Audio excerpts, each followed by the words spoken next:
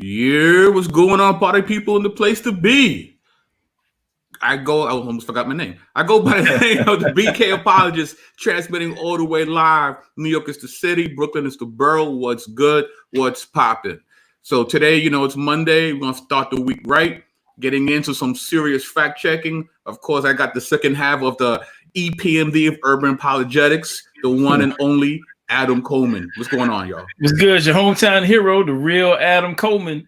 And we off to a real bad start, bro. If you're forgetting your name, man, that's a bad sign, bro. We might need to reschedule or something, man. I don't know. No, we good. Now, because I was thinking, because I don't know if you know this, but we got urban apologetic beef with vocab alone.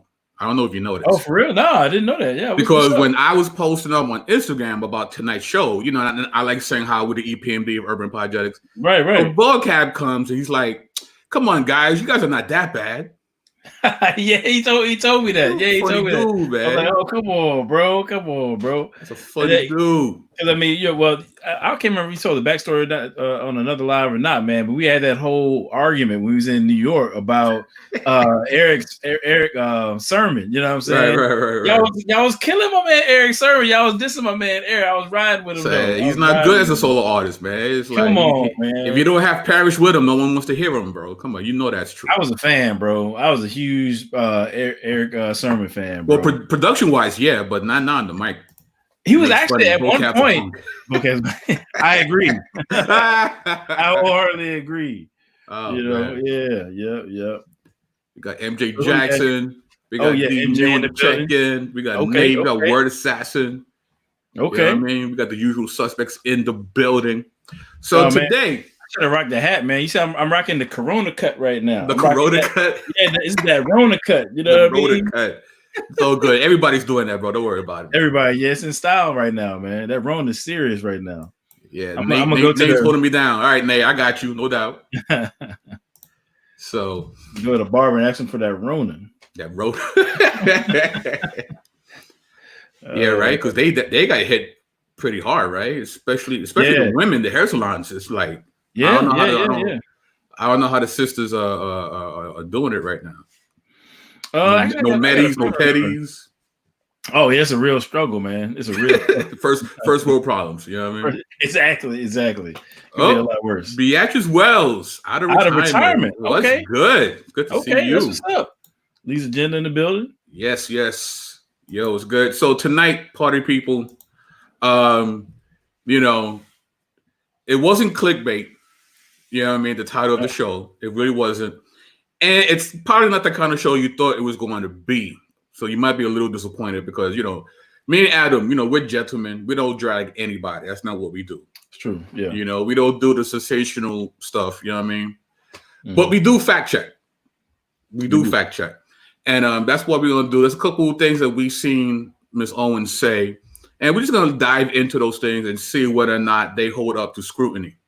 Now, I know for many of us believers, we run the spectrum when it comes to politics, right? Mm-hmm. Some of us are more liberal, some are more conservative, some, we're in the middle, we're centrist, right? This is not really going to be an overtly political show, just so you know.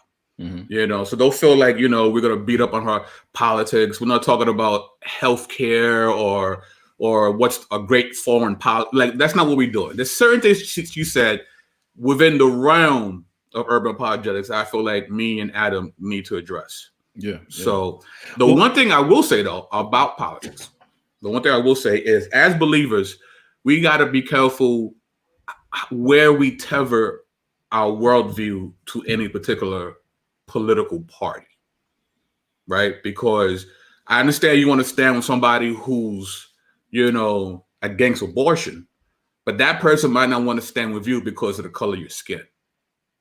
Right. So we got to be careful when we embrace certain ideologies, certain parties, because, we just got to be careful. That's what I'm going to say.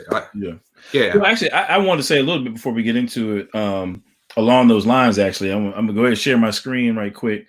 And you have to forgive me. I was kind of running behind and putting together some slides here, but I at least wanted to get some things to kind of communicate some of the major points of what I'm trying to express here. So just give me 1 second. Okay. What up, CMB? Is that Sharon right there? Yes, I got you. Okay, cool. Give me 1 second. I've stepped my game up in terms of Uh-oh. Oh, I think I have. Before I say that, let me make sure I get where I need to be. Don't become Teddy Riley on us now. Don't. Oh, shout to Teddy Riley. Shout to Teddy Riley. Oh, shout out to Teddy Riley. Oh, shot. He was definitely better tonight. There we go. So, just a real quick slide, man. And this kind of really goes to your point. Something that I really wanted to address. I think it's a theme that I want to kind of highlight on it as we move forward. So, I agree with everything that you were saying as far as from a political standpoint. And one of my personal pet peeves is that I find, actually, maybe it's not even a pet peeve, but it's just something that I run into often, is that being a Black man and a Christian, right, holding views, particularly with respect to family, with respect to abortion, and even in regard to some aspects of economics. I find myself leaning, towards the conservative side, right? But then at the same time, there are other concerns that I have being a Black man in America, and some of the challenges that come along with that, where I feel like, the conservative side falls short. And now the opposite end of the spectrum is, I've got aught with the Democrat side as well. And I don't want to make it binary, because in reality, there's actually a spectrum of different parties out there. But, these are the two dominant ones. But, obviously I disagree with, the Democrats in a spectrum of issues, you know what I'm saying? And then there's some things where I agree. And so for me, it's not about, I say it all the time, it's not about right versus left. It's about right versus wrong. That's how I look at it. You know what I'm saying? It's about, really, I think sometimes if you kind of look at this slide right here, I think sometimes we jump into politics, social issues, and I really could put on here, kind of, analyzing history as well. We jump into those things, putting the cart before the horse, right? One way I like to put it is that, the ultimate question is like metaphysics, the existence of God, and, answering those big questions. Those things are going to be kind of like way upstream. And then downstream from that is going to be ethics, the way things ought to be or ought not to be. And then downstream from ethics is going to be politics, your social issues, and how we understand historical events. You know what I'm saying? And so I think what happens is, we often get sucked into tribes, whether it be racial tribes, whether it be political tribes, whether it be a number of these, whatever tribe, in the public square, right? We get sucked into those things, and it's almost like we forget that we actually need to get on the train a couple stops before. We need to make sure that we're coming from a biblical worldview first and foremost. If you don't have a biblical foundation, right, that's going to work itself out in a number of different ways as you engage issues in the public square, if you don't have that biblical foundation, then one way or the other, you're going to go astray. You one way or the other, you're going to end up taking some wrong turns with respect to how you engage in politics, how you engage in social issues, okay? How you even understand, and this may sound crazy, but how you even understand what economic systems are more in line with the way that we are created in accordance with the Imago Dei. There's some economic systems that can't account for or properly handle the kinds of freedoms and the kinds of things that come along with being made in God's image. And so, I just wanted to say that, as Christians, to kind of maybe put a bow on it, as Christians, what we ought to be doing is taking stock of the biblical worldview and making sure we have that in hand as we go into engaging the world around us. I'm saying, last thing I'm gonna say about it is, and again, I'm trying to make it as concrete as possible, because I get so misunderstood on these issues. I have so many times where my conservative friends will say I'm too liberal, and my liberal friends say I'm too conservative. And I'm like, man, I'm just trying to be a Christian. Yep. First and foremost, bottom line, I'm a sojourner in this world. I'm saying, and the way I look at it is, in the political scene, Christians, we have this bag of morals and values and so forth. I'm saying, things that are right about the world, right? Morals and so on. And we've got this bag of ethics. And what happens is, we can look at the Democrat Party and find some elements that, some things that are in our bag that's in their bag, but not everything. And then when we look at conservatives, it's the same way. You know, there's some things in our Christian bag of ethics and values that are in their bag, but not everything. And so when you tie your your worldview, or basically don't give it its proper place in how you engage in the public square, and you end up being like too far to the right politically speaking, or too far to the left politically speaking, then you end up leaving some stuff out of your bag in order to fit in with that political faction that you believe to maybe be, as close as you can get to, what's right. But we need to take the whole bag with us. You know what I'm saying? So if you find yourself voting, or aligning yourself with the Republicans, then don't lay aside the other values in the bag that are useful, for critiquing. You know what I'm saying? That political faction. Quentin, he's right. I stay catching flack from both sides. It's true. You know what I'm saying? And likewise with the Democrats. You know what I'm saying? We need to make sure that, if you really are concerned about well-being, if you really are concerned about people in ways that aren't constricted by, your national tribalism or your political tribalism, you know what I'm saying? We ought to hold to a perspective that transcends that. You know what I'm saying? But if you allow these tribes to control your Christianity, then you end up not really being a Christian in the public square. We need to be concerned about that. So I hate to say it was long-winded, but I figure if I get all that out in the beginning, no, it's important so that people know exactly where we stand and what we're trying to do tonight. You know what I mean? Tonight is not a bashing thing. We have no personal beef with Miss Owens. I'm sure she's a lovely person. You can sit down, have a cup of coffee with her. It's just, she said a few things. She made a couple of truth claims that we would like to just put under the microscope to see if they hold up to, that kind of scrutiny. So, and by the way, peace to my man Speech. He's in the chat. What's going on, bro? Yeah, that's what's up, man. I'm a fan. I'm a fan. That's what's up. Oh, you know what, man? I'm being long-winded up front, but I promise you, this will be my last. This will be my last point here before we get in. It will go a lot smoother after this. So, tying this to apologetics. I was just having a conversation with my wife before we started. She was asking, kind of how does this topic relate to apologetics? And actually, some people in the chat right now might be wondering the same thing, right? How do we tie the two together? And one thing we have to understand, and Fredo, where I'm going with this, when you're dealing with Hebrew Israelites, when you're dealing with Comedics, when you're dealing with whatever group you come in contact with in the conscious community, one of the main concerns that they have is the moral struggle that we in condition that we're all dealing with. I'm saying, like, there's real injustice in the world. There's real wrongdoings, I'm saying, in our relatively immediate history, I'm saying, and things of that nature, right? And so the question becomes, okay, well, I'm just going to be explicit. If I become a Christian, does that mean I have to be a coon? I'm saying, if I become a Christian, does that mean that I have to be silent with respect to moral issues that impact me, that impact my family, that have impacted, the folks, my ancestors and so forth? I'm saying, do I have to bow my knee in the face of evil? Right? Is that what it means to be a Christian? And the answer is no. The answer is no. Now, the flip side of it is, if you're a Christian, I also can't be like a Christian version of, like the KKK or something like that, or some, I can't hold hatred in my heart towards, let's be explicit. I can't hold hatred and vengeance in my heart towards white people, I'm saying, and then expect to, when I get to, stand before the judgment seat of Christ, to be found in right standing. You see what I'm saying? As a matter of discipleship, right? I'm saying I need to be walking in godly forgiveness. I'm saying I need to be walking in love and compassion and so forth.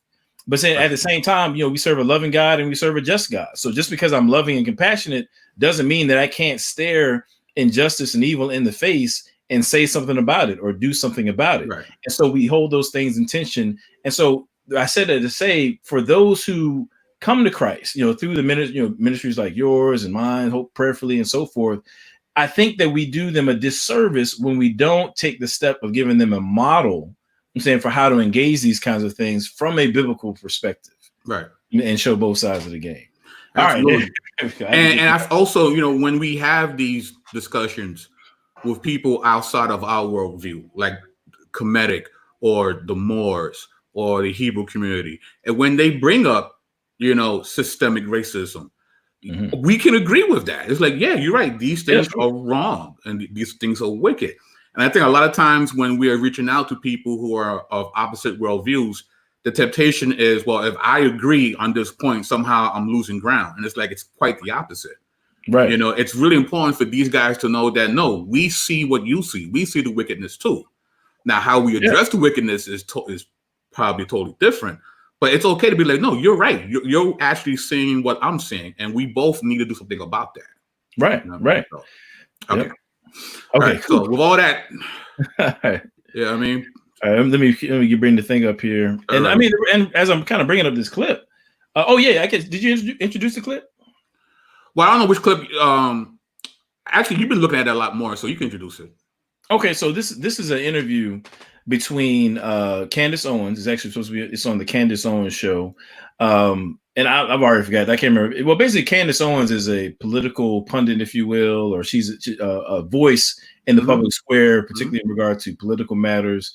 And she's been front and center, over at least over the last couple of years, maybe 4 or so years, being an African American and being very loud for the Republican Party, very ardent and consistent Trump supporter, and so on and so forth.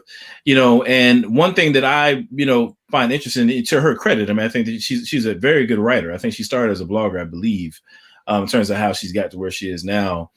She's a very sharp writer. She's a very quick thinker, and she's gotten herself into some hot water within the African American context at times because she says things that are considered to be pretty controversial. You know what I'm saying? And I'm not sure how far you want to go with that. This is your show, so I'll kind of leave it there. That's good. But, but it's controversial. I mean, it is. You know what I'm saying? And I think that.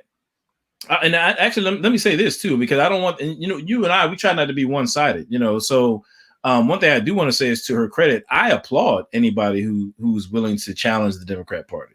I applaud anybody who's willing to challenge the Republican Party. I think that's what makes America what it is. Like, we don't live in a country where, if you speak out against a party or whatever, you're going to get strung up necessarily. You know what I mean? So, like, at least not physically. So, we ought to be exercising that right. And so I applaud people who take a stance on those kinds of things. I just vehemently disagree with her on certain points. And I think that, we'll kind of get into that as we go, Right, cool. So this is an interview between her and Dennis Prager. Dennis Prager is a very well-known, I got to figure out how to get out of this slideshow. Okay. MJ's being messy again. Uh-oh. It took him a while to get messy, though. He must be getting tired. He held back. Is that what Oh, man. I don't see your screen, bro. I'm just now, I'm sorry. I'm pulling up the thing. So I'm going to have some sharp critiques, you know what I'm saying, for Candace Owens on some points. It just is what it is on that, but it's nothing personal. It's not personal. Absolutely, never is. And it never is. Let me just find my marker here. Business. Right. You want to advertise for your channel while I struggle to find the right. Listen, man, make sure you like, share, and subscribe to BK Apologist. You know what I mean? Tell a friend that it's him again. You know what I mean? MJ's Wallet, the Black Delegation. The Black Delegation. Uh-oh. Black Delegation. You know that's from. Oh, I know it. You know what I mean? Yeah, word D knew. He's been waiting for this. I mean, I ain't gonna lie, I kind of have been too, though. I've been waiting. I've been waiting to catch. No, I mean, but seriously, like, I mean, I know it's like a long preamble, you know what I'm saying? But I got to get this out, man. I got to get this out. Like, go ahead. My thing is this: real rap. Okay, if you, and I'm trying to be as objective as possible. If you look at the Republican platform, I'm saying there are elements of the Republican platform that do align with the biblical worldview. There's no doubt about it. That's fact. There's no doubt about it. That's fact. If you want to take an honest look at who's on the right side of the abortion issue, for example, right? I'm sorry, predominantly speaking, you're dealing with the Republican Party. So for that reason, if somebody is really passionate about like that issue or certain other things, I understand, you know what I'm saying? I'm not one of those people like, okay, well, if you're a black person and you're a Republican, then automatically you're a coon. I don't feel that way. I think that people who think, for themselves have a right to assess both sides and go which way they want to go. Absolutely. What I have a problem with, right, is when you have individuals who are willing to undermine or do a disservice to the ethnic group or whatever other group that they come from in order to fit in amongst those who are politically conservative. You know what I'm saying? And in the process, you know what I'm saying, lay aside the truth, you know what I'm saying, and lay aside what I think is morally correct, right? That's just what it is. And that's what I see here. And so when I see it, I got to call it out. You know what I'm saying, I have no beef because I know people. I know how y'all do. I know how y'all do. Y'all think we gonna just call her a coon for 30 minutes basically, and then get out of here. That's not what this is. It's weird, right? Because either you're a coon or you're militant, right? I'm like, no, I'm just trying to follow Christ. That's all I'm trying to do here. I'm trying to do, man. You know what I mean? The Democratic Party is not the kingdom of God. The Republican Party is not the kingdom of God. Right. You know, whatever independent party you might subscribe to is not the kingdom of God. Right. You know what I mean? My loyalty is to God. You know what I mean? So and remember what I said, like, I mean, about like that you know, metaphysics, the big questions like that worldview question. I'm saying if you are out of step at that level, then once you get down to ethics and get down to engaging these political issues, right, you're going to be off base. And that's what I'm suggesting with respect to both of these individuals. You know what I'm saying? I'm saying that the biblical worldview is not properly kept front and center such that they end up making some pretty serious errors here, as we'll see. So there we go. All right. So with all that preamble. With all that said. All right, here we go. Here we go. Okay, man, you probably can't hear that. You know what? That's why. I gotta take out my headphones. Yeah. I didn't even think about that. Peace on, man. Elenkus is in the building. My man CMB. We good? We ready? Yeah. Let me turn my volume on. Make sure my mic up. Turn my mic. Yeah, I'm struggling today, man. I don't know. I think it's that Rona got me, man. It's that Teddy Riley. That's what got you. All right. Yeah, I'm good. All right. I love why I love that you're saying this, and this is the reason why. So I actually gave my entire CPAC speech on not obviously I did not give my CPAC speech on Judaism or the Israel state, but I did it on slavery. And I said, why of all of the nations that have had slavery and that have slavery still today that exist in Africa, right? I went into Ghana. I talked about all of the countries that still have slavery today. Why are you picking on America? Why have we isolated America? And then I went in, and my thesis was really, human history is complicated. It was brutish. It was ugly. It was short. People died. We know that, right? We have now moved into, this is the first time ever that we've moved into this period of morality. I mean, you could go back to talk about the tragedies that were suffered during World War II. I mean, people are still alive and have seen things that you'd be like, oh my gosh, you couldn't wrap your head around. But what I hate so much about the left is that they make it seem like it's only the West. Right? It only matters when the West does it. That's right. And that's what they're really after. It's about demonizing the West, not helping the East. That has nothing to do with slavery. Was universal. The only serious question, if you're morally serious and the left is not, the only morally serious question is not who had slaves, it's who ended slavery. That's what I said in my CPAC speech. And you know who it happens to be? Gosh darn it, those white men. They were the ones that ended it first. Those white Westerners that we're supposed to hate. To make it worse, white Christians. And that makes it so much worse. And I did that my whole speech. I went through every empire. I mean, I'm like, and I said, what I realized fundamentally, Dennis, is the left has no idea that the world existed before 1776. Everything starts and ends with America. I'm going to go ahead and pause it there. So, oh man, you know, yeah. So, all right. So you see why we gotta do the show, right? This is why we gotta do the show. Now you understand why we're doing the show. This is why we gotta do the show, man. I mean, now through the entirety of the interview, there's and it gets worse. By the way, it gets worse. It gets far worse. I mean, there's a lot of cringeworthy moments. You know what I'm saying that was actually light compared to what we're gonna get to. You know what I'm saying? Now, the fact of the matter is this. Now, one key theme we're gonna see is when you have a little bit of information, that can be real dangerous. You know what I'm saying? When you've been cherry picking throughout history, you know what I'm saying, to kind of help out a particular argument or defend a particular position, then you end up you can be real dangerous, man, and not in a good way. Not in a good way. So, you know, there's a couple things I wanted to deal with.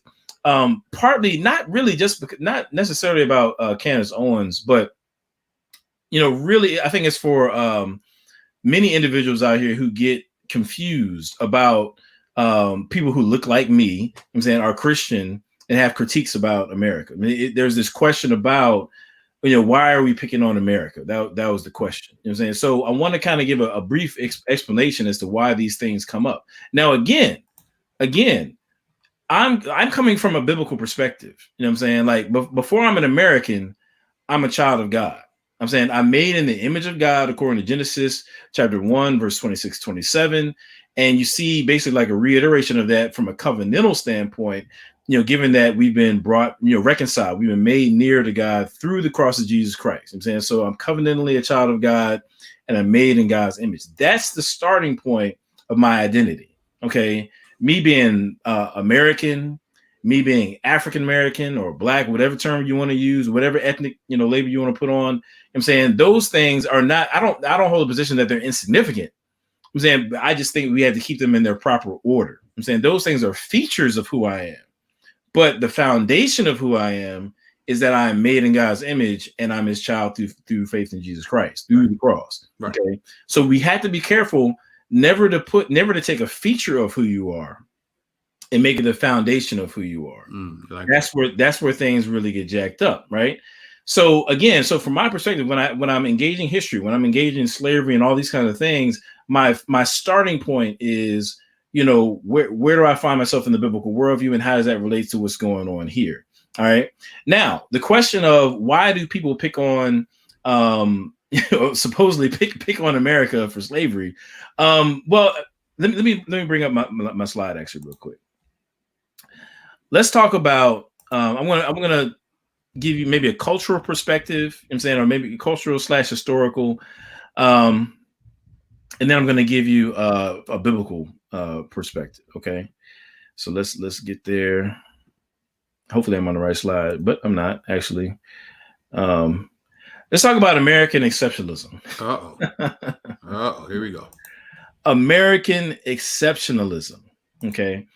Now, maybe some of you guys out there actually haven't heard this term, you know what I'm saying, but it's actually it's a term that's got deep historical roots. Okay, here, particularly here in America, right? The first time you see the term, or actually I'll put it this way, the first time you see America referred to as exceptional, you know what I'm saying, in a way that seems to have stuck over time, is in the writings of a guy named Alexander de Tocqueville. He was a French writer, actually an abolitionist as well. And he kind of did a survey of American culture. He's just talking about different aspects of it, right? But anyway, I won't get too far in the weeds in that. But American exceptionalism is actually kind of like a collection of ideas wrapped into one that basically boils down to the notion that there's something special about America. I'm saying it's something special about America. It's like, we're unique. You know what I'm saying? In like a moral sense, like there's these ideals and morals and values that we hold to that put us at a higher, quality of nation, so to speak, than you would find in some other nations. It's also this idea that there are certain principles that we hold to, like economic freedom, like democracy, and those kinds of things, that these principles that we hold to that again make us a type of nation that are a cut above the rest. That's kind of what you're getting with this notion of American exceptionalism, okay? And, all that kind of wrapped into one, if you will, right? As a matter of fact, I want to kind of, before I go there, also with American exceptionalism, okay, has tended to be a theological, what's the word I'm looking for? Kind of like people attaching theology to this notion of American exceptionalism. Okay, so in the writings of like early America, you constantly see them talking about kind of God and his providence being with America and establishing it and all those kinds of things. Now, we know that God is sovereign over everything, right? But what I'm talking about is something more specific. You know what I'm saying? It's almost like this idea of the kingdom of God in a way being infused with America in a way that's unbiblical. And then assigning destiny and assigning what they say, God bless America and no one and nowhere else. Yeah, right. Yeah, exactly. Yeah, stuff like that. Right. This is all wrapped up in this idea of American exceptionalism. So if you believe that you're exceptional, right? If you believe that you're a cut above the rest, so let's go back to the question that Candace Owens asked, like, why are people picking on America? It's like, well, when you spend 200 some years telling people that you're exceptional and that you're a cut above the rest, then you can't be surprised when you receive a higher level of critique, right? You can't be surprised when you receive a higher level of critique. So let's say, for example, right? Like me and Matt BK. So me and you, we used to rap back in the day. You know what I'm saying? Yes, now we never retire as an MC. This is me. Right. The bars are always there. Right. The bars are always there. So if we need to bring it out of that bag, then we can do that. You know what I'm saying? Right. But anyway, we're familiar with hip hop. I'm sure a lot of people in the chat are as well. Yeah. Quentin, you put Quentin's quote on. They say America is special. Hey, bless her heart. That's a Southern. I don't know if folks can appreciate it, but we know what bless her heart means. Yeah. We know what that means. You know what I mean? But cryptic message there. Yeah. So if a rapper comes up to you and tells you they got bars, you know what I'm saying? If they just come on the humble and they get in the cipher and they do their thing, all right, cool. But if they spend a great deal of time telling you they got bars, like, you gotta show them proof. Then you gotta show them proof. You gotta show them proof. You gotta show them. You know what I'm saying? Absolutely. Like, where I'm from, to be honest with you, like if you just say that you rap, you gotta spit right there. You got to. Yes. Let me get a 16. Yep. That's like literally that's like the knee-jerk response from anybody standing around when you say that you rap. Yep. You know what I'm saying? And the expectation is gonna be high because you told me you was nice. Right. You know what I'm saying? So if you do that and then you start spitting some old, I ain't gonna diss nobody particularly, but if you start spitting some garbage, like you whack. Then hey man, then you're gonna be judged more harshly than. In fact, I want to hear you spit. The more trash you talk about your spitting, the more I need to hear you spit. I gotta hear it. I gotta hear it now. I gotta hear it. And if you don't got bars, I'm gonna let you know. It's gonna be a problem. You know what I'm saying? Quickly, right. So it's the same way when it comes to American exceptionalism. You know what I'm saying? For a long time, and it's not something. I mean, all nations, big themselves up. I'm not saying that we're the only ones that do it. I'm just saying that this idea is present and has been thematic throughout American history. Absolutely. Right? And so you can't be surprised, I'm saying, when you say you're cut above everybody else, that people want to come see you and be like, look, all right, cool. Well, let me see what your track record looks like. You're telling me you're cut above everybody. Let me see what your track record looks like. And then don't get mad when people do want to see the Carfax. You know what I mean? Right. That's good. Yeah. When they want to see the Carfax. Exactly. Now the reality is this. We live in the information age, right? And so people have access to information far more than they did back in the day. Oh, yeah. So when I was growing up, you know what I'm saying, and generations before me, you know what I'm saying, you have your history book, like your 6th grade version, you know what I'm saying, of what American history is. But now kids can go back to the internet and be like, they can get on the internet and start typing stuff up and be like, dang, man, but they didn't talk about this, though. Yep. They didn't talk about that, though. Why we didn't learn about the Tuskegee experiments? Why we didn't learn about this aspect of slavery? You know what I'm saying? Why we didn't learn about this or about that, right? Facts. So I think what's happening now is from more of a global cultural standpoint, you're having more questioning because people have access to information such that they can kind of reappraise, this what they've been sold as American history. Now, I'm of the perspective of this. Now, I'm not one of those guys. I'm not anti-America. I'm really not. Right. You know I'm very happy to be here. Yeah, I live here, of course. Like, why would I want to? I mean, I want things to go well where I live at, of course. You know what I'm saying? But at the same time, my thing is this: as the scriptures tell us time and time again, do not think more highly of yourself than you ought to think. That's great for the individual, and I think it works well for the collective as well. I'm saying we ought not to think more highly of ourselves than we ought to think. You see what I'm saying? And when you do that, and then you get humbled because somebody pulls out the Carfax, we're like, hold up, you had a dent right here. You know what I'm saying? Right. Or to put it another way, right? Let's put it another way. I'm just throwing out biblical principles. It talks about in the book of Proverbs that everybody's right in their own eyes until the neighbor comes and sees what's good. That's the Adam Coleman version. Yeah. Everybody's right in their own eyes until the neighbor comes along and can see what's good. And so what's happening is you have generations of people who have a particular understanding of what America is like and what our history is. And then when that neighbor comes along and says, well, yeah, you know what, but what about this right here, though? You know what I'm saying? Like, you know what, actually, whether you like Kaepernick or not, whether you agree with him or not, it is the case that stanza in the national anthem is real suspect. You know what I'm saying? It says some real suspect things about what America was doing during the War of 1812. You know what I mean? So I know I've been saying a lot. I got another point on that, but I don't want to monopolize it. Are you good or? Nah, yeah, man, keep it going. Okay, cool. So from a cultural standpoint, from a historical, because you know what I'm waiting for. Oh, I know. And we're about to get there. You know what I'm waiting for. Okay. We're about to get there. But I'm just answering the question: why are people just picking supposedly picking on America? One reason is because of this notion of American exception. Now, unless you think that this is something that's just let me remove this right here. You know, I think this is particularly relevant to this discussion with Candace Owens. Let's take a look at the Republican Party. Let me see. Let's take a look at their. Oh shoot! I think no, that's the wrong one. I think. Oh, my bad. It's all good, Teddy. I know. I'm struggling, bro. I'm struggling. All right. Hold up. Oh no, actually that was right. All right, hold up. Where is it at? Oh, here we go. All right, so this is from the GOP website. This is from their website. Okay. All right. Okay. And you can see that you see right there. Front and center. Front and center.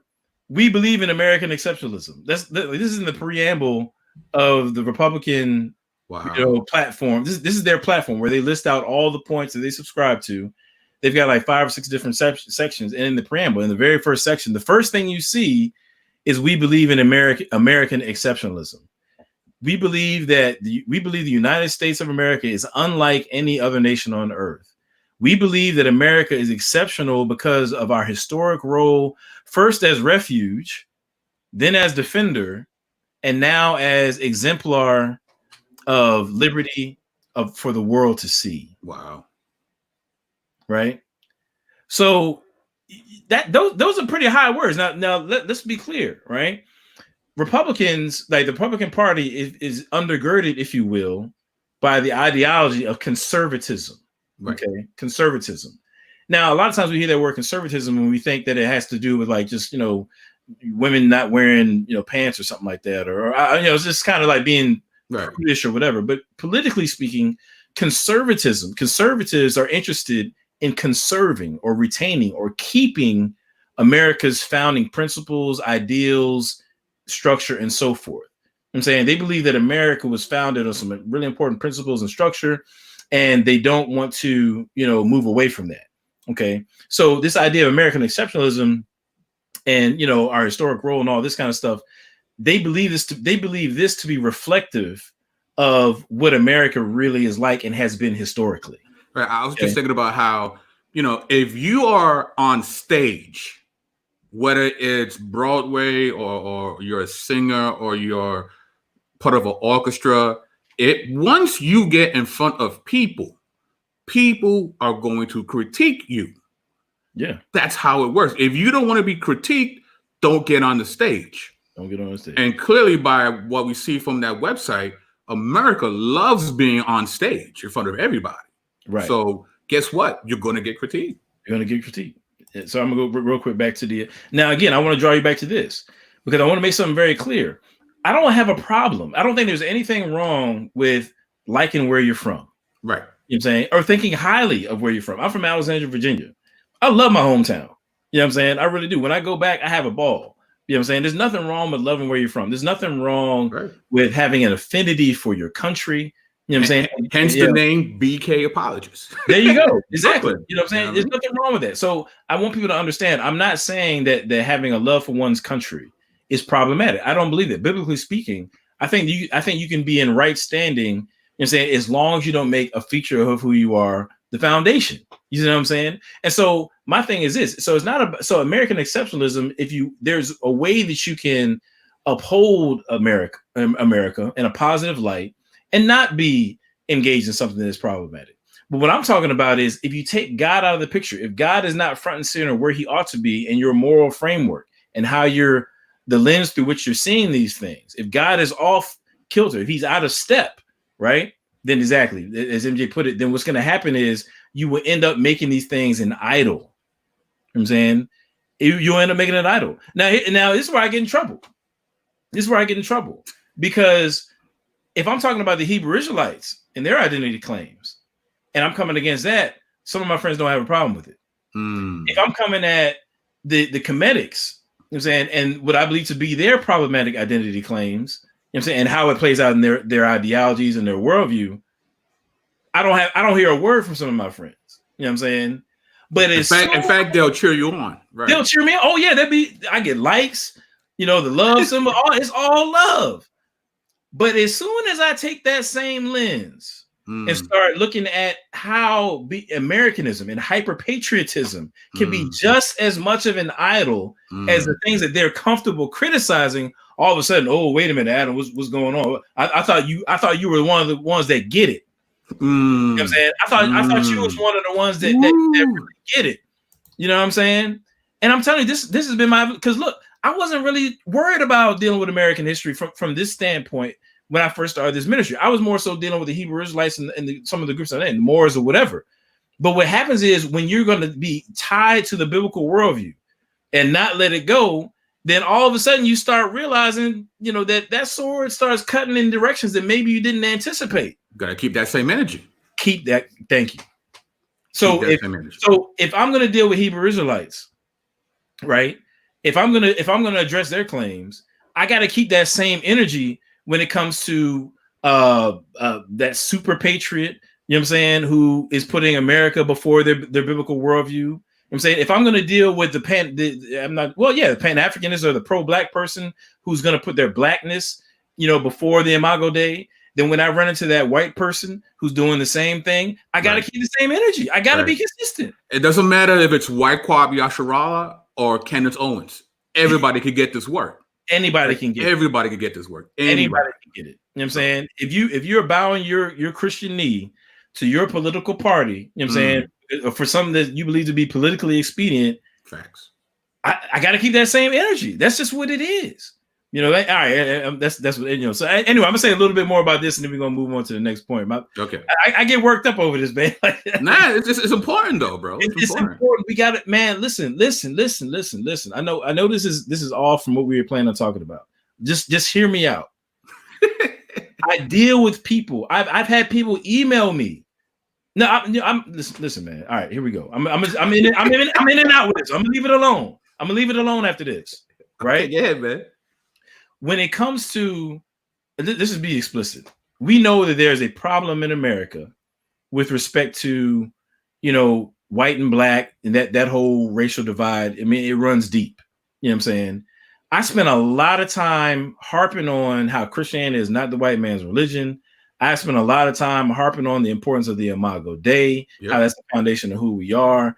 And what happens is when I have a white person, you know what I'm saying, who steps outside of who we are called to be biblically and exhibits behavior or says things that reinforce some of the conceptions, you know what I'm saying, that the Hebrew Israelite or the Kemetic might have about what white Christians are like. I'm over here fighting for the truth, and I'm getting clipped up, you know what I'm saying, by people who aren't properly checking their identity at the door with respect to Christian worship and who we are to serve. Facts. So then it becomes a stumbling block. I'm not making this up. You know what I'm saying? I'm telling you, these are like people actually hit me up about this, and I address it all the time. Since we're doing this, right? Yeah. Fine. You open up the Pandora's box. Okay. So there's been times where in vocab's group, right, in the Hebrew Israelite Christian Gospel discussion group, right, there's been times where white people who claim to be Christian are saying things to the Hebrews that's just straight racist. But it's under the guise of, I'm just refuting the doctrine. But it's clearly, I've seen it too, right? Then I step up, I start siding with the Hebrews. And guess what happens? Everybody starts flooding vocab's inbox. Yo, what's up with you, man? I thought he was a Christian. Yeah, right. So it's like, it's a catch-22. It's like, I mean, what do I do? You know what I mean?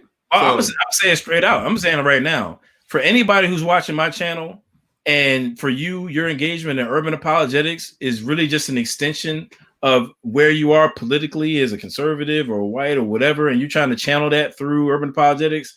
I'll put it this way. If you're trying to stack up ammunition against black people, if that's why you're watching my show or why you subscribe to me, please unsubscribe to me today. Quickly. saying? Because I'm not about that. I'm about this gospel, man. Quickly, You know yes. And that's what it's about. And if you're a black person, you know what I'm saying, and you have similar motivations, unsubscribe. I don't care nothing about that. You know what I'm saying? I'm out here trying to preach the gospel, period.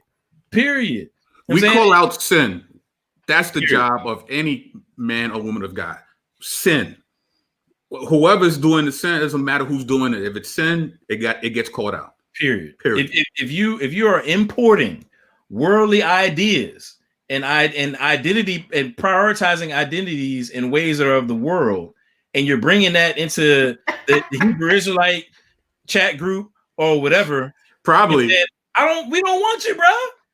Peace. Be out. We don't need that. What we need is for all of us, myself included, to be constantly at the cross, submitting ourselves to the Holy Spirit and to be sanctified, such that we can be proper representatives for the gospel. That's what I care about. Oh man, you have no idea how long I've been waiting to get that out. I'm glad you felt you. I'm glad I created a safe space for you, brother. You're right. All right, let me just say, now I'm going to rush to this next point. But all right, so G.K. Chesterton. Let's talk about G.K. Can you make that a little bigger? Yeah, I certainly will. Yep. Let me just give me 1 second here. Nice. Okay, that should be good. All right, so G.K. Chesterton is one of the OG apologists, man. You know what I'm saying? Who back in England, he's often associated with C.S. Lewis, kind of like along those same lines. I tell you can't watch a Ravi Zacharias speech or something like that, and not hear about G.K. Chesterton, C.S. Lewis, and Malcolm Muggeridge. He's definitely one of those OGs. And so anyway, he's talking about this kind of keys in on American exceptionalism a little bit, right? As to what I was saying. He says, America is the only nation in the world that is founded on a creed. That creed is set forth with dogmatic and even theological lucidity in the Declaration of Independence. Perhaps the only piece of practical politics that is also theoretical politics and also great literature. It enunciates that all men are equal in their claim to justice, that government exists to give them that justice, and that their authority is for that reason just. Okay. Give me 1 second. I'm going to go to the next slide. Okay. A little bit slow on the trigger. I'm still trying to master this new way of doing it. All right. It certainly does, talking about the Declaration of Independence, it certainly does condemn anarchism, and it also, by inference, condemns atheism, since it clearly names the creator as the ultimate authority from whom these equal rights are derived. Nobody expects a modern political system to proceed logically in the application of such dogmas. And in the matter of God and government, it is naturally God whose claim is taken more lightly.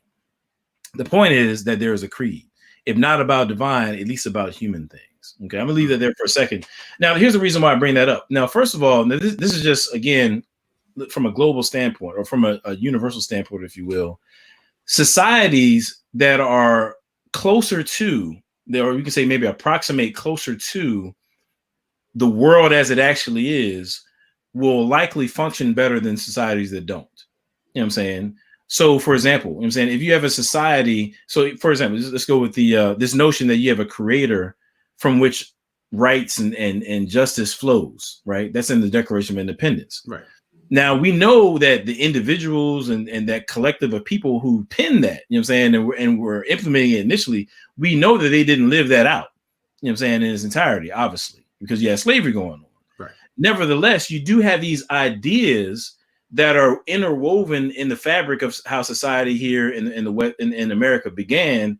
And fortunately, later on down the road, abolitionists were able to appeal to these ideas and gain some traction in arguing against slavery, right? But that wouldn't have been possible if those ideas weren't interwoven within society. You know what I mean? So that's my whole point, is that societies that are closer to the biblical worldview, aka the world as it actually is, than those that aren't, will likely function better and be, more moral and so on and so forth.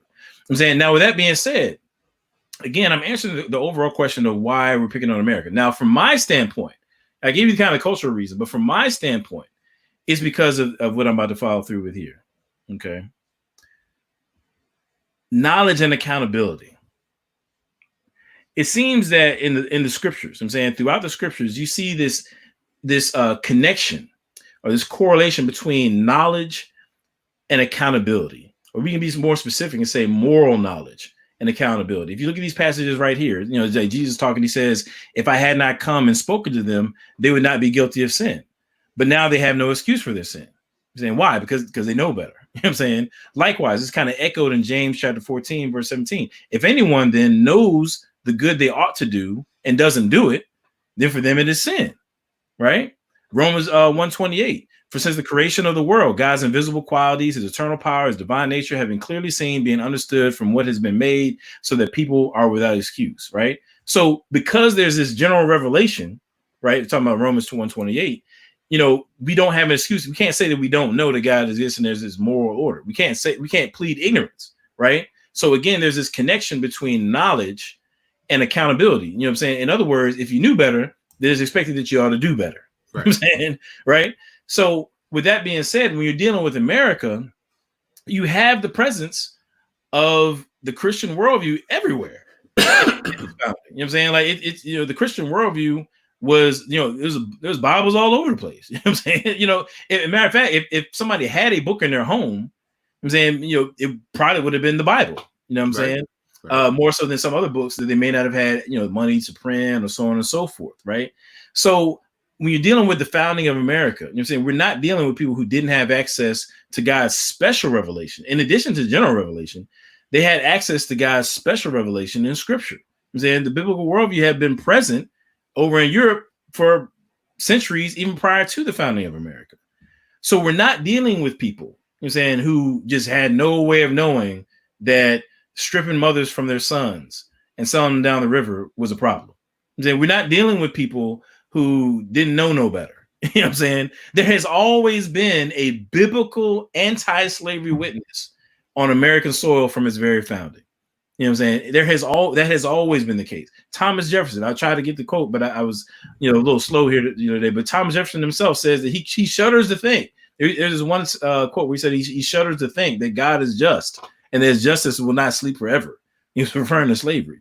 And then David Walker, I'm saying, what I believe to be the first anti-slavery pamphlet, at least by an African American. You know what I'm saying, it was written by a gentleman named David Walker. And in that pamphlet, he's taking the biblical worldview and chastising the whole chattel slavery system. And he actually even says in there that actually slavery is not going to be overthrown by black folks, you know, rising up. David Walker in 1830, he actually says what's going to happen is white people are going to end up fighting white people. And there's going to be this terrible fight, and that's what's going to end up happening. You know what I'm saying? Slavery is going to be abolished through bloodshed between white folks fighting white folks. He said that in 1830, right? And I can quote other people as well. But my whole point is, if you knew better, he's trying to Quentin trying to start stuff. He trying to start stuff. But George Whitefield, Jonathan Edwards. You know what I'm saying? I mean, for them, but you also had a John Wesley, right? Was that John Wesley? Yeah. You also had Wesley, you know, saying, who was against, you know, slavery and was, you know, is contemporary with some of these guys. So that's what I'm saying. So, you know, we can't say there wasn't a witness. As a matter of fact, last thing I would say about it, you know, two of the earliest wars that America fights, right? Of course, you have the War of 1812. But I'm not even gonna put up the screen. I would encourage people to look up the Barbary Wars. Barbary, Barbary, the Barbary Wars.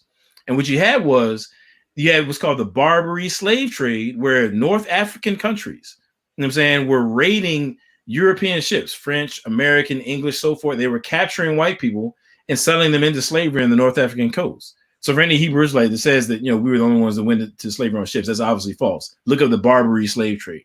But my point is, what happens is right before, I want to say, I believe it was right before America's founded as a nation, and then a few years after, you know what I'm saying, they fight two Barbary wars where they go to war with these African pirates in North African countries because white folks are being yoked up and enslaved. So they knew that slavery wasn't right for them, right? They knew that it was a condition that was so, you know, abhorrent that they didn't want to be in it, and they were willing to fight so that others of their own kind, so to speak, wouldn't be in it either. Right. So it's not like they didn't know that there was a problem with slavery. You know what I'm saying, coming into America being established. So again, why, you know what I'm saying, do I think it's appropriate for a Christian for us to have strong critiques? I'm gonna be very explicit here, because to whom much is given, to whom much is given, much is required. And when it comes to the biblical worldview, truth is more important than any nation. You know what I'm saying? Truth is more important than any nation. We have to understand that we're sojourners in this world, and we can't allow people to take their sin and do it like Adam and Eve did in the garden, take fig leaves and put it over. Like, oh yeah, but what about World War II when we saved all those people? And what about this? All the good that we've done. You know, that's great, but fig leafing, we're not with that. You know what I'm saying? All have sinned and fallen short of the glory of God. And if in any way you want to prop yourself up and make yourself more clean than your track record actually shows, the gospel is going to get right at it and say, no, you got to get to the cross. I'm saying you can't cherry pick positives through your own history and make yourself look good. No, you got to get to the cross, man. All right. that was it right there. That was your campaign speech right there. It might have been. I'm sorry, man. My fault, man. Bro. Do it, man. I was just going, man. I'm loving it, and I'm sure the people are loving it too, man. So I hope so. I might have cost you a couple subscribers though. I know. I'm good with that. If they left because of that, it was worth it. There we go. It was worth it. So let's get back into that video, man. Because like I said, right. It only gets worse, people. I know, man. I know it only gets worse. Like 45 minutes later, yeah, let's get back into that video.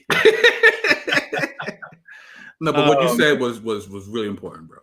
Really. Yeah, man. I mean, it's like the dude Dennis Prager. He ended that clip by saying the only important question or something like that for only moral question is who ended slavery. Well, that's obviously not true. You know what I'm saying? Right. Like, obviously, we need to take all these other things into account. The most important thing is where you stand before Christ. That's the most important thing. But facts. I already spazzed out on that. Let me find out where I'm supposed to be here, and we'll get to that next clip. I promise I'm gonna fall back on this next clip. Y'all ain't got to worry about me preaching another sermon on this next clip. That was my sermon right there, man. That was my sermon right there. All right. Am I sharing already? No, you're not. Okay. That Teddy Riley spirit got me again, man. You possessed. I'm messing up.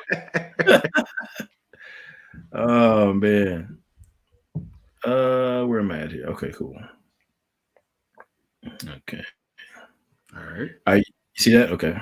Let me take this headphones out. All right. Buckle in, guys. Oh my goodness. Here we go. That is so funny. So the word that means the word black, and it's the same word for slave. That's incredible. And I say that is kind of what I've realized the uphill battle has been, because when I look at people and what they seem so aggrieved about and so angry about, that's the common denominator, is that nobody knows that there was a world before America, and they're learning the context of history just within the realm of what white Americans did, and they don't know that any of the good stuff that we've done. And I really started talking about really the Native Americans because a girl, 16 years old, goes to a school, has $57,000 a year in New York City. I used to nanny for her. She's 16 now. On the first day of school, they're required to take a diversity class after they're shown their safe space, okay, in New York City, 16 years old. And the diversity class is when they go around the room and they're supposed to talk about why they feel guilty for being white. Mind you, the girl's Jewish. They're proper Jewish, but Jewish people are white now, doesn't matter. And they're encouraged to share why they feel guilty. And then her first paper was to write a paper on why Columbus Day should be renamed Indigenous People Day, right? And I listened to that and I said, the concept now that Native Americans were these people that were just planting flowers, that were so kind, like the Disney movie Pocahontas, and then here came white man John Smith and his guys. And I'm like, they were literal cannibals. It's been proven beyond a shadow of a doubt. New York Times even had to run the piece. Yes, they cannibalized, they ate, they had sacrifices. The Aztecs killed hundreds and thousands of kids, sacrificed to the rain gods.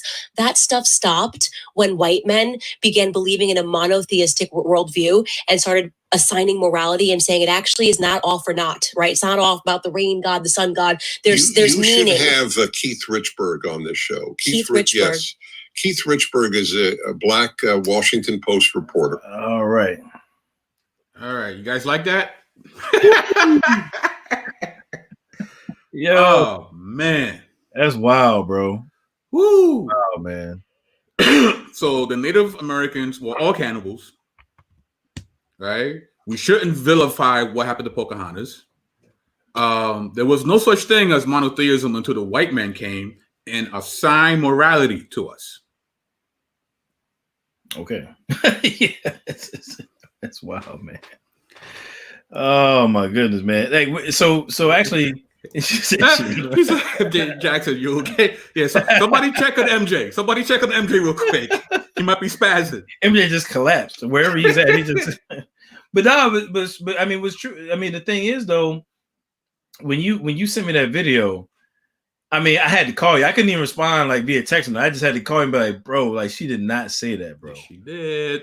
That is wild, man. Hey, I know you're gonna rock out on it, man. I'm taking the back seat on this one, man. Yeah, man. So it's time to source up. You know source up. Source up. You know how I do. Right. Okay. See what's good with it. All right. So let's just hit the John Smith Pocahontas thing. Okay. Let's just look at that for a minute. Because she said that somehow we vilified that situation, right? Right.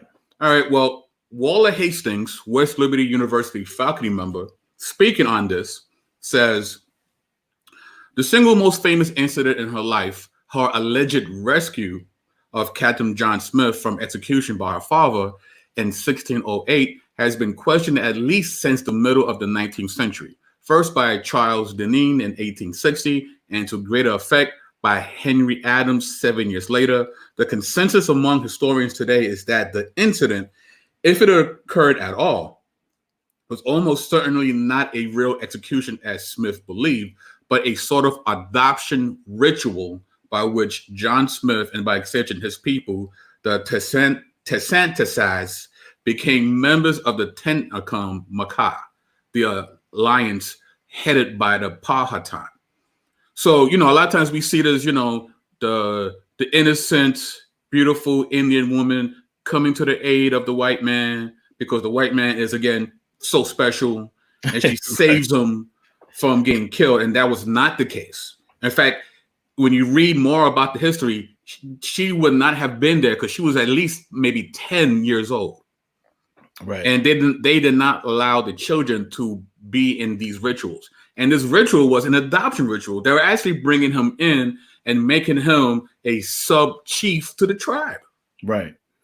And I don't, you might get to this. I don't know, but from what I read, that the account of the Pocahontas rescue scene doesn't appear like in right. John Smith's earlier. I mean, are you going to get to that, or I don't want to? No, you can talk about that because he does like 3 revisions of the story, and it only appears, I think, in the last revision. In the last revision, right? So he writes something. I think it's called General History, which actually I'm gonna bring that up in a second.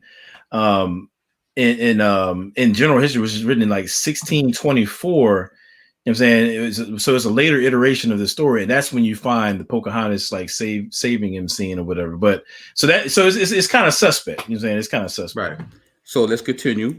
Mm-hmm. Now this is not from some RBG pro-black website. This is from the Encyclopedia Virginia. Okay. So this is them. This is the entry you will find in their website about this situation. So First Anglo-Powhatan War is contributed by Brendan Wolfe. The First Anglo-Powhatan War was fought from 1609 until 1614 and pitted the English settlers at Jamestown against an alliance of Algonquin speaking Virginia. What?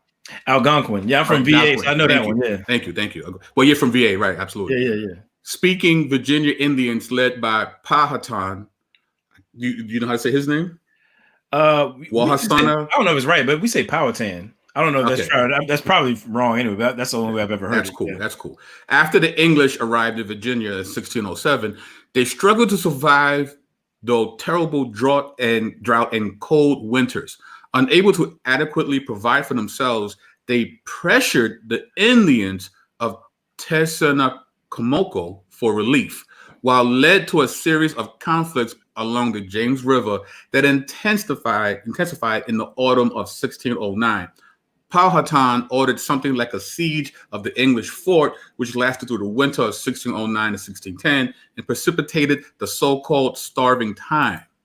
This was the Indians' best chance to win the war, but the English survived, and after the arrival of reinforcements, viciously attacked. Using terror tactics borrowed from Queen Elizabeth's conquest of Ireland, English soldiers burned villages and towns and executed women and children. Eventually, they defeated the Nasimuds and the Kehokatans at the mouth of the James and the Appomattox near the falls. After 2 years, Captain Samuel Argall captured Powhatan's daughter Pocahontas in the spring of 1613 and turned his prisoner into leverage necessary to make peace, although not all scholars see the First Anglo-Powhatan War as a distinct conflict, at least from the Indians' perspective. Many argue it to be England's first Indian War in America. Wow.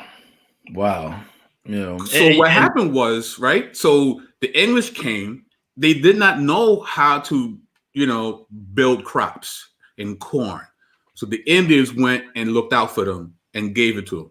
But when the droughts came, they couldn't give them as much food because the tribes had to take care of themselves. So whatever friendship was there quickly fell apart because the English needed the food. Mm-hmm. And this is where this war begins. Mm-hmm. So get out. No, I mean, I was going to kind of just co-sign what you're saying. Now, actually, before I get there, Mr. Phil Fox made a comment that I totally agree with. He said that, I don't see it right in front of me, but he said that basically there was some truth to what Candace Owens was saying. Now, the truth is this: you can find cannibalism in any sector of the world. You know what I'm saying? So I would not say that there was no cannibalism, anywhere, in Native American, whatever, territories. I'm saying the problem is, and actually I think to Mr. Phil Fox's credit, I think this is kind of the way he put it, is that to make such a sweeping statement about the Native Americans and to basically go from John Smith to somehow you all the way down there with the Aztecs in South America, wherever they was at, and just kind of assign this kind of cannibal. So this is your tribe, Phil Fox? Thing. Wow. That's dope. Oh, that's dope. Yeah, that's dope. So, yeah, so to his point, I mean, I agree. I mean, like any region of the world, and I know you're going to get to this in a little while, but any region of the world, you're going to find cannibalism. But just to be particular in terms of where our critique is coming from, it's the sweeping generalization of lumping everybody together. Because the fact of the matter is, actually, now I didn't know this until we were studying for this joint right here. But apparently, the term Caribbean derives from the Spanish word cannibal, right? Because as your boy, well, not your boy, but as Columbus, was doing his thing, he's like, 8,000 miles off course, whatever, he ends up in the Caribbean. Europeans had already had this idea that if you go, kind of off the map, so to speak, you're going to end up running into, some cannibalistic people that are terrible and right. as in scary, and that sort of a thing. So they, the Europeans had that in mind when they ran into, Native Americans and so forth. You know what I'm saying? But it's like this kind of cannibal myth. You know what I mean? I don't want to get too far ahead. Right. But, but again, we're trying to vilify. We're not. Even America recognizes what happened to these Indians. Right. Oh, as a matter of fact, itself says it. I mean, I'm not going to repeat what you said. Yeah. But just to show another source, I mean, let's go to the Library of Congress. Let's go. Let's see. You see, yeah, probably can't see. Let me see if I can expand it a little bit. Oh no, it's not gonna let me. All right. Oh, there we go.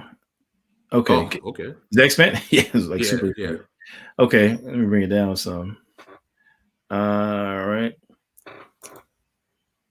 Okay, so if you can see this paragraph in the middle, it says, as the colony's fortunes deteriorated during his first 2 years, Captain John Smith's leadership saved the colony. Part of his leadership involved exploring the area and establishing trade with local Indians. Unfortunately for the Indians, I don't even like that word, Native Americans, Smith believed that the English should treat Native Americans as the Spanish had, to compel them to drudgery, work, and slavery. So English colonists could live like soldiers upon the fruit of their labor. Thus, when his negotiations with Native Americans for food occasionally failed, Smith took what he wanted by force. That's from, and I'm gonna put the link in the chat. That's from the Library of Congress, y'all. You know what I'm saying? Like that's not from like some sort of fringe,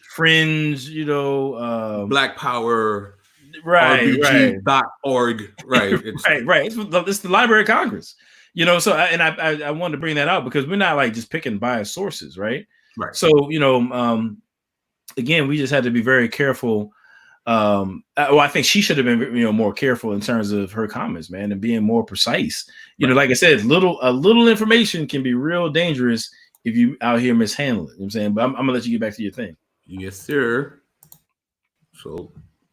So let me see. Yeah, cool. So, she brought up this article in the New York Times about cannibalism by ancient Indians.